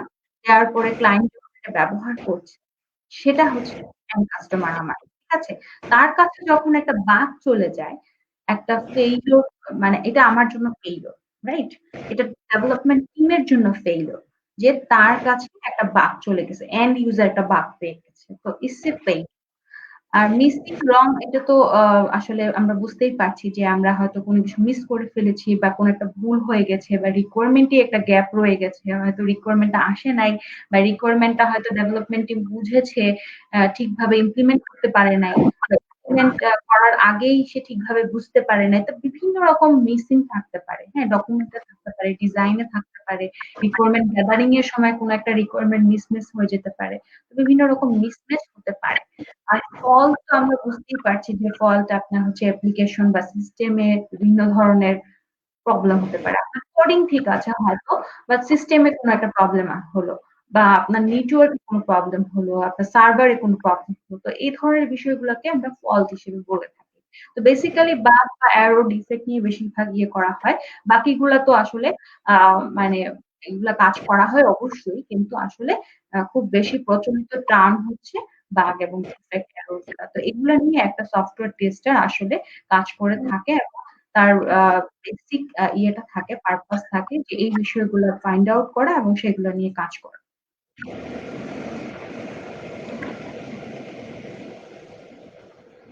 আচ্ছা, আমরা অনেক কিছু শুনলাম। আমরা আমাদের সেশনের শেষের দিকে চলে আসছি। তো কেউ যদি আপনারা কোশ্চেন করতে পারেন, তাহলে হয়তো আমরা কিছুটা কোশ্চেন নিব। আর তাছাড়া হয়তো বা কিছুক্ষণের মধ্যে আমরা আর কি সেশনটি শেষ করবো হয়তো। তো আপু, লাস্ট লাস্ট পজিশনে আপনি যদি আর কি কিছু বলার থাকে আর কি। লাস্ট পজিশনে আমি যেটা বলবো নতুনদের জন্য যে কোয়ালিটি এসুরেন্সে আপনাদের জন্য অনেক বড় একটা সুযোগ আছে। এখানে আপনারা ফ্রিল্যান্সও করতে পারেন, রিমোট জবও করতে পারেন এবং দেশেও অনেক জায়গায় অনেক ভালোভাবে আপনি কিন্তু জব করতে পারেন। ঠিক আছে? তো সেখানে আপনার হচ্ছে যে অপরচুনিটিস গুলা আরো ইনক্রিজ হচ্ছে দিন বাই দিন। তো আপনি ভাবার কোনো কারণ নাই যে আপনি অপরচুনিটি পাবেন না বা জব পাবেন না। তো নতুনদের ক্ষেত্রে একটা ভয় থাকে সবসময় যে সে হয়তো জব পাবে না। অনেক সময় অনেকে কোশ্চেন করে যে আপু আমি কি পাবো, আপু আমি কি পারবো। তো এরকম ভয়টা না রাখতে, হ্যাঁ? আপনার মধ্যে যদি স্কিল থাকে, আপনার মধ্যে যদি স্কিল থাকে, আপনার মধ্যে যদি মানে নলেজ থাকে, আপনি অবশ্যই পারবেন। ঠিক আছে? না পারার কোনো কারণ নাই। এখন স্কিলটা আপনাকে ডেভেলপ করতে হবে। আপনাকে সেলফ স্কিলটা ডেভেলপ করতে হবে। আপনাকে বিভিন্নভাবে লার্নিং করতে হবে। যদি কোনো কোর্স প্রয়োজন হয় সেই কোর্স করতে হবে। যদি কোথাও গিয়ে কাজ করতে হয় যে যেখানে কাজ করলে আপনার হয়তো আরো বেটার ক্যারিয়ার আসবে। যেকোনো অবস্ট্যাকল হোক সেই অবস্ট্যাকল গুলা ফেস করতে হবে এবং সেগুলাকে সলভ করতে হবে। হ্যাঁ? সেগুলোকে সলভ করতে হবে। এই ধরনের ডিটারমিনেশন যদি আপনার থাকে আপনি অবশ্যই ভালো করবেন। আপনি অবশ্যই সেখানে বেটার করবেন। আর অনেক ক্ষেত্রে অনেকে বলে যে নন টেকনিক্যাল সাইড থেকে আমি আসতে পারবো কিনা বা সফটওয়্যার আমার হয়তো সিএসসি গ্র্যাজুয়েশন নাই। তো তাদেরকেও ভয় পাওয়ার কিছু নাই। হ্যাঁ? তাদেরকেও ভয় পাওয়ার কিছু নাই বিকজ আমাদের সাথে অনেকেই আছে। অনেক সিনিয়র, অনেক ভালো করছে যারা, তারা অনেকেই কিন্তু আপনার সফটওয়্যারের বাইরের লাইনের থেকে আসছে। সিএসসির বাইরের লাইনের থেকে আসছে। হ্যাঁ? ড্রপ আউটও আসছে। এমনকি অনেকে গ্রাজুয়েশন কমপ্লিট করে নাই, গ্রাজুয়েশন হয়তো শুরুও করে নাই। হ্যাঁ? স্টুডেন্ট আছে, তারাও কিন্তু আসতেছে। হ্যাঁ? ডিপেন্ডস ওরা হচ্ছে যে এমন না যে আপনি ওরা এত সহজে চলে আসছে। ওদের রাস্তাটা কিন্তু কঠিন ছিল, আরো বেশি কঠিন ছিল। আপনি আসতে হলে অবশ্যই পারবেন, কিন্তু আপনাকে ওই লেভেলের হার্ড ওয়ার্ক করার মতো কমিটমেন্ট থাকতে হবে। ওই লেভেলের স্যাক্রিফাইস করার মতো কমিটমেন্ট থাকতে হবে। রাত দিন কাজ করতে হবে, আপনাকে ওই মোটিভেটেড থাকতে হবে। হ্যাঁ? এখানে অনেক ধরনের অবস্ট্যাকল, প্রবলেম, চ্যালেঞ্জিং মুভমেন্ট আছে। হ্যাঁ? আপনি অনেক সহজেই ডিপ্রেসড হয়ে যাবেন। অনেক সহজে ডিপ্রেসড হয়ে যাবেন। আপনার মানে এই ডিপ্রেশনের বিষয়গুলো আপনি ওভারকাম করা, আপনাকে লেগে থাকতে পারা বা আম সেইভাবে হার্ড ওয়ার্ক করা, ওই প্যাশনটা ক্রিয়েট করতে হবে। ঠিক আছে? যে আপনি যদি এনজয় করেন আপনার কাজটা, আপনি অবশ্যই ভালো করবেন। এখানে টেকনিক্যাল বা আপনার কি গ্র্যাজুয়েশন আছে, আপনার রেজাল্ট কি আছে, আপনার সিজিপিএ একদম আপ টু দ্য মার্ক আছে কিনা, ডাজন্ট ম্যাটার। আপনাকে অবশ্যই ভালো স্কিল গেদার করতে হবে। ঠিক আছে? ভালো স্কিল ছাড়া আপনি যদি 4 এ 4 নিয়েও আসেন, আপনার কোনো ভ্যালু নাই। আপনার কোনো ভ্যালু নাই। আমি এটা বলছি না যে আপনাকে ভালো রেজাল্ট করতে হবে না, ভালো রেজাল্ট করা ছাড়াও আপনি মানে এখানে অনেক ভালো কেরিয়ার করতে পারবেন, এরকম কিছু না। যদি আপনার ভালো রেজাল্ট থাকে, যদি আপনার সিসি ডিগ্রি থাকে, হায়ার স্টাডিজ থাকে, অবশ্যই আপনার অ্যাডভান্টেজ আছে। হুম? অবশ্যই আপনি অ্যাডভান্টেজ কোনো না কোনো সময় পাবেন। কিন্তু যদি আপনার নাও থাকে, এমন না যে আপনি আটকে গেছেন, আপনি প্রোগ্রেস করতে পারবেন না। আমাদের সাথে অনেকে বিবিএ থেকে পাশ করে জাভার সিনিয়র ডেভেলপার আছে। অনেকে ড্রপ আউট হয়ে ভালো ডিজাইনিং এ কাজ করছে। অনেকে অন্য সেক্টর থেকে সুইচ করে প্রোগ্রামিং বলেন, কিউএ বলেন, প্রজেক্ট ম্যানেজমেন্ট বলেন সেগুলোতেও কাজ করতেছে। ঠিক আছে? তো depends on your dedication, your hard work, your sacrifice এবং your determination. ঠিক আছে? আপনি যদি ভালোভাবে ডিটারমাইন থাকেন এবং আপনি কাজটা সেভাবে আপনি ভালোভাবে করে যেতে পারেন, অবশ্যই ভালো করবেন। এখন যারা ভালো করছে তাদেরকে যদি আপনি মনে করেন সে ভালো করছে এমনি, এমনি বসে, বসে তাকে ঘরে এসে সবকিছু দিয়ে যাচ্ছে, আপনি ভুল ধারণায় আছেন। ঠিক আছে? তাকে অবশ্যই অনেক হার্ড ওয়ার্ক করা লাগছে যেটা আপনি চোখে দেখতে পান না। হ্যাঁ? যেটা আপনি হয়তো এখন চোখে দেখতে পাচ্ছেন না।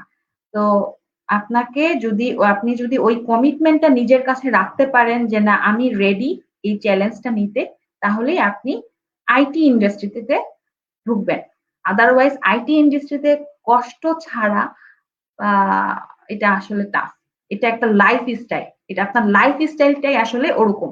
এটা কোনো স্পেসিফিক ক্যারিয়ার না। আপনার লাইফ স্টাইলটাই আইটি কেন্দ্রিক, সফটওয়্যার লাইফ কেন্দ্রিক হতে হবে। তাহলেই আপনি বেটার একটা আউটপুট পাবেন। আর এছাড়া কি বলবো? এছাড়া এছাড়া আমি বইয়ের কথা বলতে আচ্ছা, চাচ্ছিলাম। আমি কিছু বই ওপেন করে রেখেছিলাম। ওকে। আচ্ছা, আমি একটু আ আমি লিঙ্কটা ভাইয়াকে দিয়ে দেব। আমি স্ক্রিনটা একটু শেয়ার করি। এর আগেও আমাদের কিছু কোয়েশ্চেন ছিল যেখানে আমরা বই নিয়ে কথা বলেছিলাম। তো আমি আমার ওই পোস্টটাই শেয়ার করছি। যেখানে হচ্ছে যে আ বিভিন্ন বই নিয়ে আমি কথা বলেছিলাম। তো বইয়ের ক্ষেত্রে আপনার বইটাও চুজ করতে হবে আপনার মানে কেরিয়ার বা আপনি কি ধরনের নলেজ গেদার করতে চাচ্ছেন তার উপরে। হ্যাঁ? তো এখানে একটা বই আছে যেটা হচ্ছে যে খুব ভালো লেগেছে আমার। যেটা হচ্ছে 'how to break software: a practical guide of testing'. হ্যাঁ? জেমস হোয়াইটেকার এর এটা হচ্ছে খুব ভালো একটা বই এবং জেমস অনেক ভালো কাজ করেছে। উনি অনেক আগে থেকে কাজ করছে এবং টেস্টিং এর উপরে উনার অনেক ভালো ইনভলভমেন্ট আছে। তো এখানে উনি বেশ কিছু ব্রেকিং সফটওয়্যার টেকনিক বা প্র্যাকটিক্যাল গাইড নিয়ে ডিসকাস করেছে যেটা হচ্ছে যে আপনাদের জন্য ভালো হতে পারে। বাট বিগিনারদের জন্য এটা একটু টাফ হবে। বিকজ বিগিনাররা তো আসলে অনেক ক্ষেত্রে এখনো নতুন বা একটা সফটওয়্যারের লাইফস্টাইল হয়তো তারা এখনো ভালো করে মানে গেদার করাটা টাফ হবে। তো বাট হ্যাঁ, শুরু করতে পারেন আপনি। আস্তে, আস্তে শুরু করতে পারেন। আর বিগিনারদের জন্য আমার কাছে মনে হয়েছে সফটওয়্যার টেস্টিং টেকনিক যেটা আছে সেটা খুব ভালো হবে। যেটা হচ্ছে বরিস বেইজারের। এটা আপনার হচ্ছে সফটওয়্যার টেস্টিং টেকনিকের উপরে আলোচনা করা হয়েছে। এছাড়া হচ্ছে যে a practitioner guide to software test design, যেটা হচ্ছে যে সফটওয়্যার টেস্টিংটা ডিজাইন করার জন্য আপনার সফটওয়্যার টেস্টটা কিভাবে আপনি প্ল্যান করবেন, কিভাবে আপনি অ্যাকসেপ্ট করবেন, এই বিষয়গুলোর উপরে আলোচনা করা হয়েছে। তো এটাও হচ্ছে মিড লেভেল বা আপনার হচ্ছে বিগিনাররাও পড়তে পারে। মিড লেভেল বা বিগিনারদের জন্য এটা খুব ভালো একটা সফটওয়্যার বই। আরেকটা হচ্ছে যে QA quality assurance and software testing fundamental. এটা অবশ্যই একজন বিগিনারদের জন্য খুবই ভালো। হ্যাঁ? এটা এটা হচ্ছে যে কোয়ালিটি অ্যাসুরেন্স এবং সফটওয়্যার টেস্টিং এর ফান্ডামেন্টাল নলেজ গুলা হচ্ছে যে আপনার ফুলফিল করছে। তো ফান্ডামেন্টাল নলেজটা নেওয়াটা খুব জরুরি। যদি আপনার বেসিক না থাকে, ফান্ডামেন্টাল না থাকে তাহলে আপনি আসলে ফল করবেন। হ্যাঁ? আর সফটওয়্যার টেস্টিং কেরিয়ার প্যাকেজটার উপরে আপনার হচ্ছে যে একটা বই আছে যে software tester journey from getting job to becoming test leader. এটা হচ্ছে যে আপনাকে আরো এডিশনাল কিছু দেবে যারা হচ্ছে যে ভালো করছেন বা মিড লেভেলে আছেন আরো ভালো করতে চাচ্ছেন তাদের জন্য এটা খুব ভালো একটা বই। এটা বিজয় সেনদের একটা বই, ইন্ডিয়ান রাইটার। সো উনি বেশ ডিটেইল আকারে লিখেছে। হয়তো আপনাদের জন্য সবগুলা শেষ করা একটু টাফ হতে পারে। বাট আপনি যদি কি পয়েন্ট গুলা ফলো করতে পারেন মোটামুটি আপনি একটা ভালো আইডিয়া পেয়ে যাবেন। আর অটোমেশন এর উপর কিছু বই আছে, software test automation, effective use of test execution tool, যেটা হচ্ছে যে আপনার বিভিন্ন টুল বা আপনার ইফেক্টিভ ইউজেসটা আরো বেশি বাড়াবে কিভাবে। হ্যাঁ? আপনার টেস্ট অটোমেশন অনেক রকম হতে পারে। আপনার বিষয়টা যদি ইফেক্টিভ না হয় তাহলে আসলে ভালো রেজাল্ট আপনি পাবেন না। তো মার্ক ফিউস্টারের আর হচ্ছে ডরোথির একটা বই। এই বইটা যারা অটোমেশন নিয়ে নতুন কাজ করছেন বা এখনো করছেন তাদের জন্য খুব ভালো। আরেকটা হচ্ছে just enough software test automation. তো এটা হচ্ছে ফুল একটা অটোমেশন টেস্টের প্যাকেজ বলতে পারেন। মানে ফুল অটোমেশনটা কিভাবে আপনি কমপ্লিট করবেন, কিভাবে আপনি শুরু করছেন বা অটোমেশনে আরো কি আছে একদম ফুল ইন ডিটেইল আকারে দেয়া আছে। হ্যাঁ? শুরুতে হয়তো আপনি অনেক কিছু দেখে ঘাবড়ে যেতে পারেন, বাট ঘাবড়ানোর কিছু নাই। আপনি স্পেসিফিক একটা করে হয়তো আপনার যেটা পারপাস অনুযায়ী আপনি পড়ে গেলে আপনার এটা লং রানে খুব ভালো একটা কাজ করবে। তো এজাইল টেস্টিং এর কিছু বই আছে। তো আমি এগুলা আপাতত বলছি না। যেহেতু আমাদের সেশনটা আপাতত হচ্ছে যে বিগিনারদের জন্য। তো বিগিনাররা এগুলা করতে পারলে খুবই ভালো হয়। আর আমার এই পোস্টটা আপনারা হচ্ছে LinkedIn এ আমার পোস্টে গেলে হয়তো পাবেন।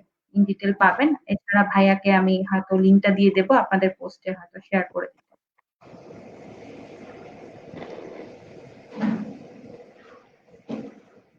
তো এই তো বলে দিলাম। আর কোনো টপিক যদি শেয়ার করা থাকে অবশ্যই বলবেন।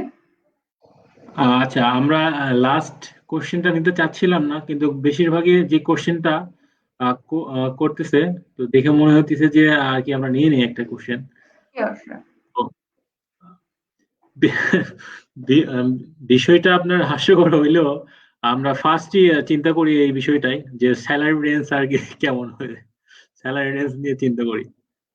না, না, হাস্যকরের কিছু নাই। হ্যাঁ, হাস্যকর নাই কেন? বিকজ কেরিয়ার যখন একজন শুরু করতেছে তার অবশ্যই চিন্তা থাকবে যে সে এখানে কতখানি পে পেলোড পাবে বা তার কি মানে কত ইয়েটা থাকবে তার এটা চিন্তা থাকতেই পারে।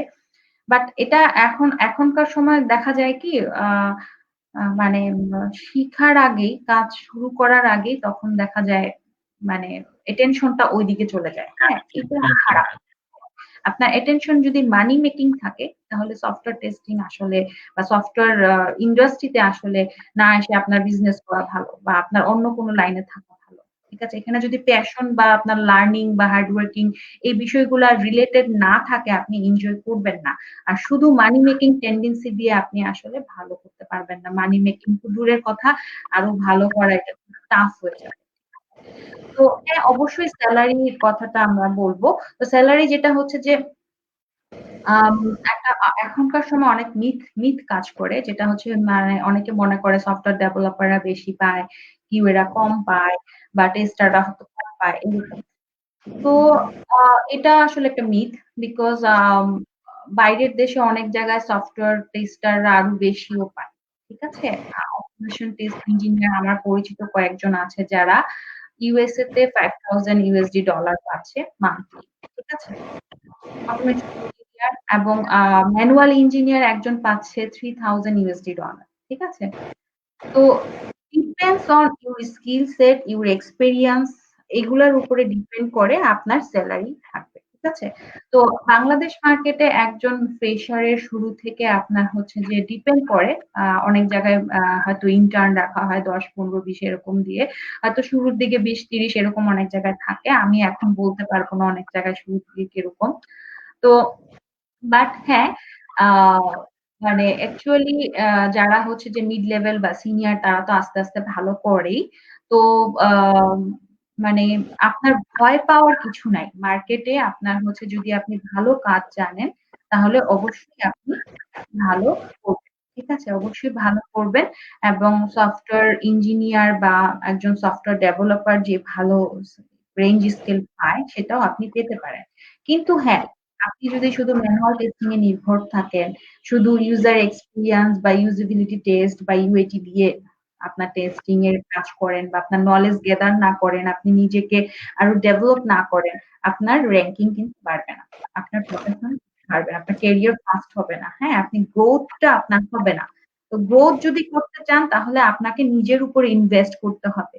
আপনি আ আ ভালো সেলারি চাওয়ার আগে আপনাকে নিজেকে সেই কোয়ালিফিকেশনটা দিতে হবে। ঠিক আছে? এই কোয়ালিফিকেশনটা দিতে হলে আপনাকে ভালো, ভালো কোর্স করতে হবে। ভালো, ভালো নলেজ ভালো, ভালো সেক্টরে নিতে হবে। হ্যাঁ? সেলফ ডেভেলপমেন্ট স্কিল বাড়াতে হবে। হ্যাঁ? এখন এমন না যে আন্দাজি কোর্স করা শুরু করবেন। ঠিক আছে? আপনার যে সেক্টরে আপনার প্রয়োজন, যে নলেজটা আপনি হচ্ছে যে হয়তো নিজে সেলফ লার্ন করে পারছেন না, সেগুলা হয়তো আপনি করতে পারেন। কিছু সার্টিফিকেশন করতে পারেন, হায়ার স্টাডিজ করতে পারেন, প্রোগ্রামিং ল্যাঙ্গুয়েজ ভালো, ভালো শিখতে পারেন, সেগুলাকে প্র্যাকটিস করতে পারেন। তারপরে হচ্ছে যে আপনার প্রোফাইল আরো বেটার করতে পারেন, ভালো, ভালো সফটওয়্যারে কাজ করতে পারেন। ওপেন সোর্স এভেইলেবল আছে। আমরা কিন্তু ওপেন সোর্সে খুব বেশি ইনভলভ না। এটা খুব খারাপ। খারাপ। আপনি যদি ওপেন সোর্সে কাজ করেন, আপনি আসল ফ্লেভার পাবেন যে অ্যাকচুয়ালি ফুল মার্কেটে ওয়ার্ল্ড ওয়াইড কিভাবে কাজ হচ্ছে সেটা সম্পর্কে নলেজ পাবেন। একটা কোম্পানিতে আপনি যখন কাজ করবেন, ওই পার্সপেক্টিভ নলেজটা আপনার ডেভেলপ হবে। হ্যাঁ? কিন্তু ওয়ার্ল্ড ওয়াইড এ কি কাজ হচ্ছে সেটা সম্পর্কে আপনি কিছুই জানবেন না। আপনার ফুল ব্ল্যাঙ্ক থেকে যাবে। আপনি খালি আপনার বিজনেস যেখানে কাজ করছেন ওটা সম্পর্কে জানবেন। কিন্তু আপনি যদি ফুল বিজনেস সম্পর্কে জানতে চান, বিভিন্ন রকম সফটওয়্যার, বিভিন্ন রকম ওয়ার্ল্ড ওয়াইড কি হচ্ছে ওইটার জানতে চান, তাহলে আপনাকে সেই নিউজ গুলা পড়তে হবে, ব্লগ গুলা পড়তে হবে, টিউটোরিয়াল গুলোর সাথে ইনভলভ থাকতে হবে। আপনাকে টাইম টু টাইম নিজেকে আপডেট করতে হবে। হ্যাঁ? তাহলে আপনি হচ্ছে যে বেটার একটা প্ল্যাটফর্মে যাবেন, বেটার কিছু অ্যাচিভ করতে পারবেন এবং আপনার সেলারি নিয়ে তখন আপনাকে চিন্তা করতে হবে না। আপনাকে সেলারি বাসায় এসে অফার করবে। ঠিক আছে? সো আপনি সেলারি নিয়ে চিন্তা করবেন না। আর সেলারি সফটওয়্যার ইঞ্জিনিয়ার বা আইটি ইন্ডাস্ট্রিতে খুব ভালো। আলহামদুলিল্লাহ। আপনি যদি ভালো করেন, দেশে, দেশের বাইরে, রিমোট বা ফ্রিল্যান্সিং সব জায়গায় আপনি খুব ভালো কাজ করতে পারবেন। ঠিক আছে? আর মানি মেকিং টেন্ডেন্সি যেন না থাকে। টেন্ডেন্সি থাকতে হবে অবশ্যই লার্নিং এর উপরে, ভালো কাজের উপরে। ঠিক আছে? তারপরে অবশ্যই আপনি আপনার যেই ডিজার্ভ করেন, আপনি আপনার পারফরম্যান্স এর উপরে, আপনার কষ্ট বা হার্ড ওয়ার্ক এর উপরে আপনি যেই ইয়েটা ডিজার্ভ করেন, রেসপেক্ট বা আপনার যে ওনারটা ডিজার্ভ করেন, সেটা অবশ্যই আপনি এক্সপেক্ট করতে পারেন।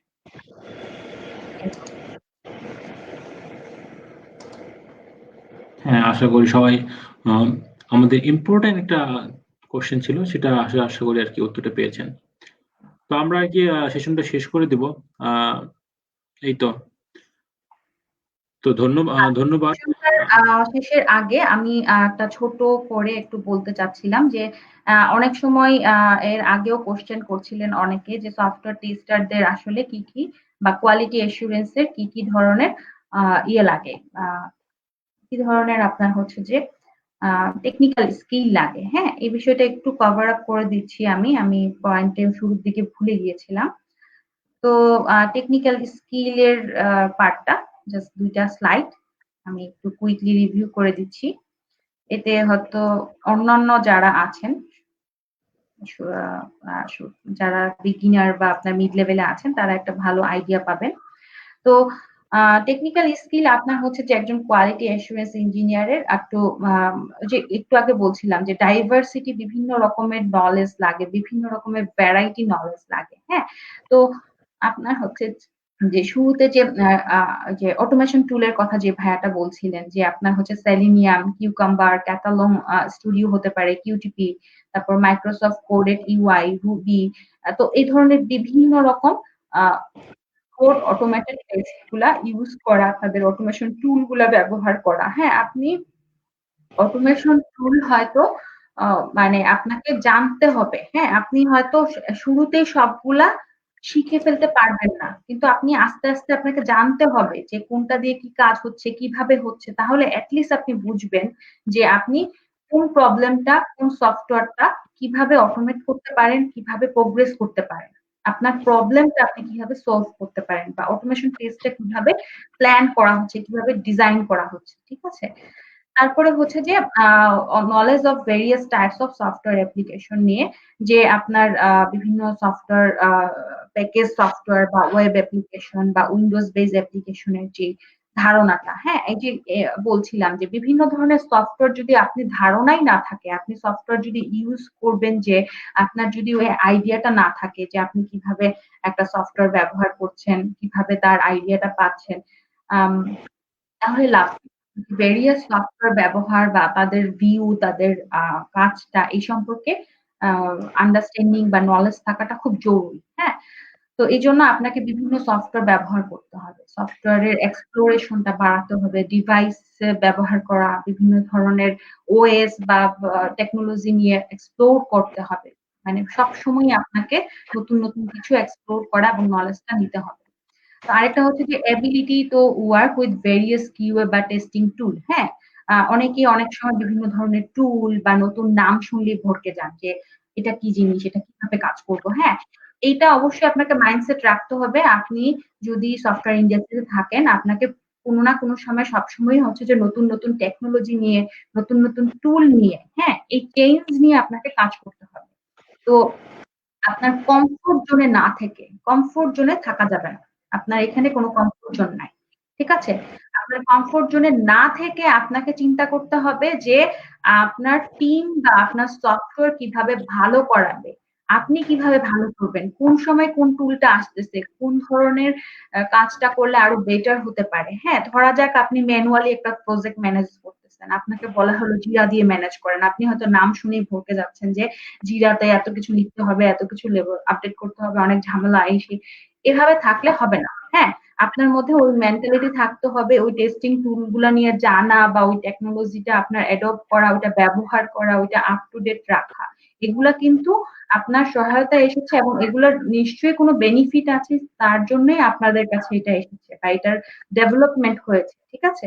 তো এগুলা টেন্ডেন্সি রাখা যাবে না যে আপনি নতুন টেকনোলজি বা টুলস নিয়ে কাজ করবেন না। আপনাকে সবসময় শিখতে হবে এবং জিরা বা আপনার সোপ, ডেভঅপস এর যে পার্ট গুলা, বিভিন্ন ইউআই এর যে পার্ট গুলা, এগুলো কিন্তু আপনাকে অবশ্যই জানতে হবে। আর সোপ ইউআই হচ্ছে যে এপিআই এর আপনার টুল। তো এছাড়া আপনি রেস্ট ক্লায়েন্টেরও কোনো টুল আছে, তো সেগুলো আপনি ব্যবহার করতে পারেন। ঠিক আছে? তো create test plan. Test plan তো অবশ্যই লাগবে। আপনার সফটওয়্যার টেস্টিং নিয়ে যারা কাজ করতেছেন তাদের একটা টেস্ট প্ল্যান প্রিপারেশন করা। টেস্ট প্ল্যানটা যদি আপনি ভালো করে না করতে পারেন, আপনার টেস্টিং এর ভালো রেজাল্ট আশা করাটা ভুল। আপনার প্ল্যানিং এ যদি ভুল থাকে, সেই টেস্টিংটা আপনার কখনোই ইফেক্টিভ হবে না, অপটিমাইজ হবে না। হ্যাঁ? আল্টিমেটলি দেখা যাবে আপনি টেস্টিং করেই যাচ্ছেন, আপনার রেজাল্টটা ভালো আসতেছে না বা দিনের দিন আপনি অনেক বেশি খাটতেছেন বাট আপনার অপটিমাইজ রেজাল্ট আপনি পাচ্ছেন না, ইফেক্টিভ হচ্ছে না। হ্যাঁ? তারপরে হচ্ছে আন্ডারস্ট্যান্ডিং এসকিউএল স্ক্রিপ্ট। এটা খুবই ইম্পর্টেন্ট। অনেকে মনে করে যে সফটওয়্যার টেস্টারদের ডাটাবেস বা এসকিউএল নলেজ প্রয়োজন নাই। এটা খুব ভুল ধারণা। একটা সফটওয়্যার টেস্টারদের এসকিউএল স্ক্রিপ্ট বা ডাটাবেস নিয়ে অবশ্যই খুব ভালো নলেজ থাকা জরুরি। বিকজ একটা ডাটাবেস হচ্ছে সফটওয়্যারের সবচেয়ে ভালো একটা ইম্পর্টেন্ট পার্ট। হ্যাঁ? তো এখানে যদি আপনি বিভিন্ন এসকিউএল স্ক্রিপ্ট নিয়ে নলেজ না রাখেন বা ডাটাবেসটার ডিজাইনটার ধারণা না রাখেন, ডাটাবেস টেস্টিং এর পার্টে কিন্তু আপনি কাজ করতে পারবেন না। এখানে ভালো একটা কোয়ালিটিও রাখতে পারবেন না বা টেস্টিংটাও আপনি বেটার আউটপুট দিতে পারবেন না। তারপর হচ্ছে develop standard and procedure to determine product quality and release redline. হ্যাঁ? তো রিলিজ রেডিনেস। তো এখানে হচ্ছে যে ওই যে বলছিলাম রিলিজ নোটের কথা, হ্যাঁ, শুরুর দিকে যে রিলিজ নোট যদি আপনি প্রিপেয়ার করেন বা টেস্ট কভারেজটা আপনি প্রিপারেশন করতে চান, আপনাকে ওই স্ট্যান্ডার্ড বা প্রসিডিউরটা নিয়ে আপনাকে নলেজ রাখা, সেগুলো ডেভেলপ করা এবং এই প্রোডাক্ট কোয়ালিটি স্কেলটা, হ্যাঁ, আপনার ডিটারমাইন করতে হবে। এই বিষয়গুলো অবশ্যই নলেজ রাখতে হবে এবং কিভাবে প্রিপেয়ার করবেন, আপ টু ডেট থাকবেন, প্রসেস সম্পর্কে নিজেকে পরিচিত রাখবেন, এটা আপনাকে সবসময় কিন্তু এটার সাথে অ্যাটাচ থাকতে হবে। তারপর হচ্ছে ডিসকভার বাগস উইদিন সফটওয়্যার, তো আপনারা সবাই বললাম already. Drive innovation and streamline overall testing process, যে ফুল টেস্টিং প্রসেসে কি কি ইনোভেশন হতে পারে, নতুন নতুন আপনি আরো নতুন ভাবে কি ধরনের অপটিমাইজ করতে পারেন, নতুন ভাবে কি ধরনের টেস্টিং আইডিয়া বের করতে পারেন। অনেকে আছে ডে টু ডে টেস্ট করেই যাচ্ছে, আজকে সেম টেস্ট প্ল্যানে বছরের পর বছর টেস্ট করে যাচ্ছে, তার নতুন কোনো ইনোভেশন নাই। হ্যাঁ? তার নতুন কোনো চেঞ্জ নাই। এটা যেন না হয়। হ্যাঁ? আপনি সবসময় চিন্তা করতে হবে আপনার টেস্টিংটা আরো আপ টু ডেট করবেন কিভাবে? আরো নতুন কিছু ইনোভেট করবেন কিভাবে? আপনার টেস্টিংটা আরো অটোমেট করতে হলে বা কোনো একটা প্রবলেম সলভ করতে হলে আপনাকে কিভাবে এটা আরো বেটার করা যায়? আপনাকে সবসময় এটা নিয়ে চিন্তা করতে হবে। রেগুলার জবের পাশাপাশি, রেগুলার টেস্টিং এর পাশাপাশি আপনাকে এটাকে আপডেট করা, নিজেকে আপডেট করা এবং আপনার টেস্টিং প্রসেসটাকে আপডেট করা খুব জরুরি। তাহলে আপনি আসলে সেইম ইয়েতেই থাকবেন। আপনার মানে প্রোগ্রেস হবে না। আপনার কাজের প্রোগ্রেস হবে না, আপনার সফটওয়্যারের প্রোগ্রেস হবে না। তারপর হচ্ছে যে এজাইল ডেভেলপমেন্ট বা এসডিএলসি প্রসেস সম্পর্কে আপনাকে জানতে হবে। আপনি যদি ভালো প্রসেস বা ভালো স্ট্যান্ডার্ড কোনটা নাই জানেন, আপনি ইমপ্লিমেন্ট করবেন কিভাবে? আপনাকে তো জানতে হবে, হ্যাঁ? আপনাকে জানতে হবে এবং সেটা নিয়ে এক্সপেরিয়েন্স করতে হবে। তারপরে হচ্ছে ওয়েব বেসড টেস্টিং অ্যাপ্লিকেশন বা আপনার হচ্ছে মোবাইল বেসড বা আপনার হচ্ছে ডেস্কটপ বেসড যেখানে আপনি কাজ করতেছেন সেটা সম্পর্কে এক্সপিরিয়েন্স থাকা, সেগুলা কিভাবে কাজ করে ফুল প্রসেসটা জানা। হ্যাঁ, ওগুলা আইডেন্টিফাই করা, আইসোলেট করা বা বাগ গুলা ট্র্যাক করা, কিভাবে একটা বাগ ভালো রিপোর্ট করতেছে, তার জন্য কি কি অ্যাটাচমেন্ট লাগবে, কিভাবে প্রায়োরিটি সেট করতেছে, কিভাবে সিভিয়ারিটি চেক করতেছে, এগুলা হচ্ছে যে আপনাকে টাইম টু টাইম বুঝতে হবে এবং সেগুলা আইডেন্টিফাই করে এগুলা কমিউনিকেট করে করে এগুলা সলভ করা, হ্যাঁ, এবং রিটেস্টিং এর পার্ট গুলা চেক করা। তারপরে হচ্ছে আইডেন্টিফাই করা পটেনশিয়াল প্রবলেম, যে আপনার কি কি প্রবলেম থাকতে পারে একটা ইউজারের জন্য, এগুলো তো আমরা অলরেডি বলে এসেছি। আর নিউ টুলস বা টেকনোলজি অলরেডি বলেছি।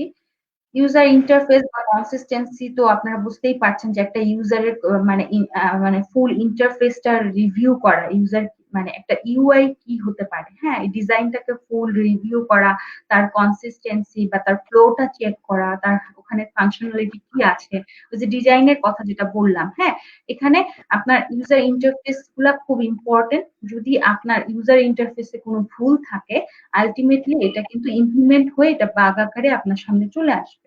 তো শুরুতেই আপনার ইউজার ইন্টারফেস গুলো চেক করা খুব জরুরি।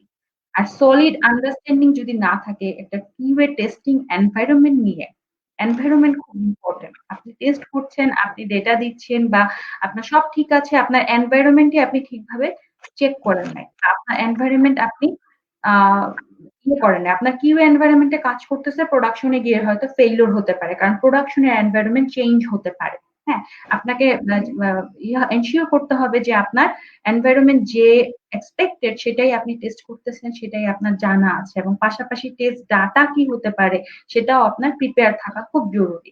আর আন্ডারস্ট্যান্ডিং থাকা তো বললাম যে এসডিএলসি লাইফ সাইকেল বা নতুন নতুন টুলস টেকনোলজি, এগুলো কিন্তু আপনাকে সব সময় আপ টু ডেট থাকা, শিখা এবং সেগুলা নিয়ে নিজেকে মানে প্রস্তুত রাখা। হ্যাঁ, এটা খুব জরুরি।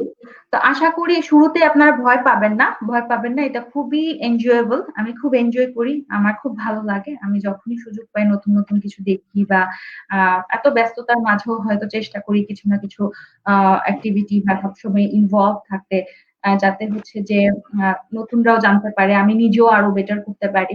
তো আমি এটা এনজয় করি, আপনারা অবশ্যই এনজয় করবেন। সবার উপর বেস্ট উইশেস থাকলো আর কি। অবশ্যই অবশ্যই ভালো করবেন সবাই।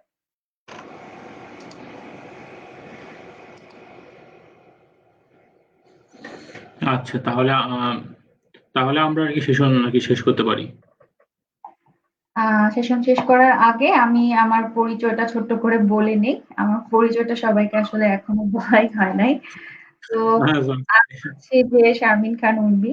তো আপনাদের সাথে এতক্ষণ ধরে কথা বললাম সফটওয়্যার টেস্টিং নিয়ে বা আপনার এসকিউ এর যেই আপনার ইয়ে মানে কি বলবো কেরিয়ার, হ্যাঁ, এসকিউ কেরিয়ার নিয়ে কথা বললাম।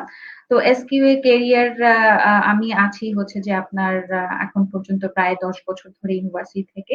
তো আহ, এছাড়াও আপনার হচ্ছে পাশাপাশি আমি হচ্ছে যে আহ, বর্তমানে আছি সহজে সিনিয়র এসকিউএ ইঞ্জিনিয়ার হিসেবে। এছাড়াও আমি সামুরাই কে কন্ট্রিবিউট করি, এটা তো আমরা অলরেডি বললাম। এছাড়াও আমি বিভিন্ন রকম ভলান্টিয়ার বা আপনার বিভিন্ন ওপেন সোর্স প্ল্যাটফর্মে কাজ করে থাকি। আহ, আমার বেশ কিছু এজাইলেও আমার হচ্ছে বেশ অ্যাক্টিভিটি আছে। আমার এজাইলে বেশ কিছু সার্টিফিকেশনও আছে। um,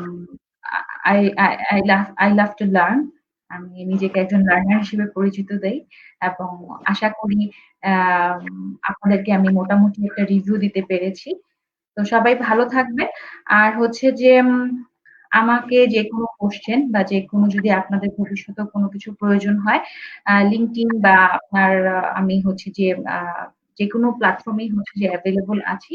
just QA Ninja SK Urmi দিয়ে সার্চ দিবেন। আশা করি পেয়ে যাবেন। তো এই তো, সবাই ভালো থাকবেন।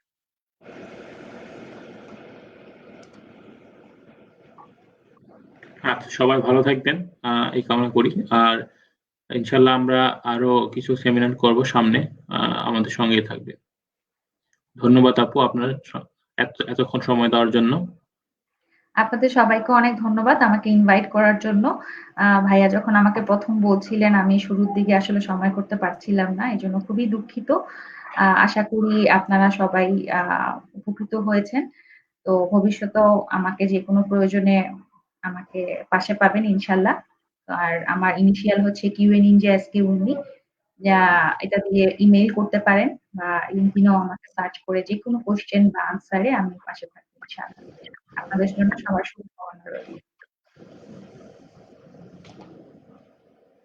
ধন্যবাদ। ধন্যবাদ।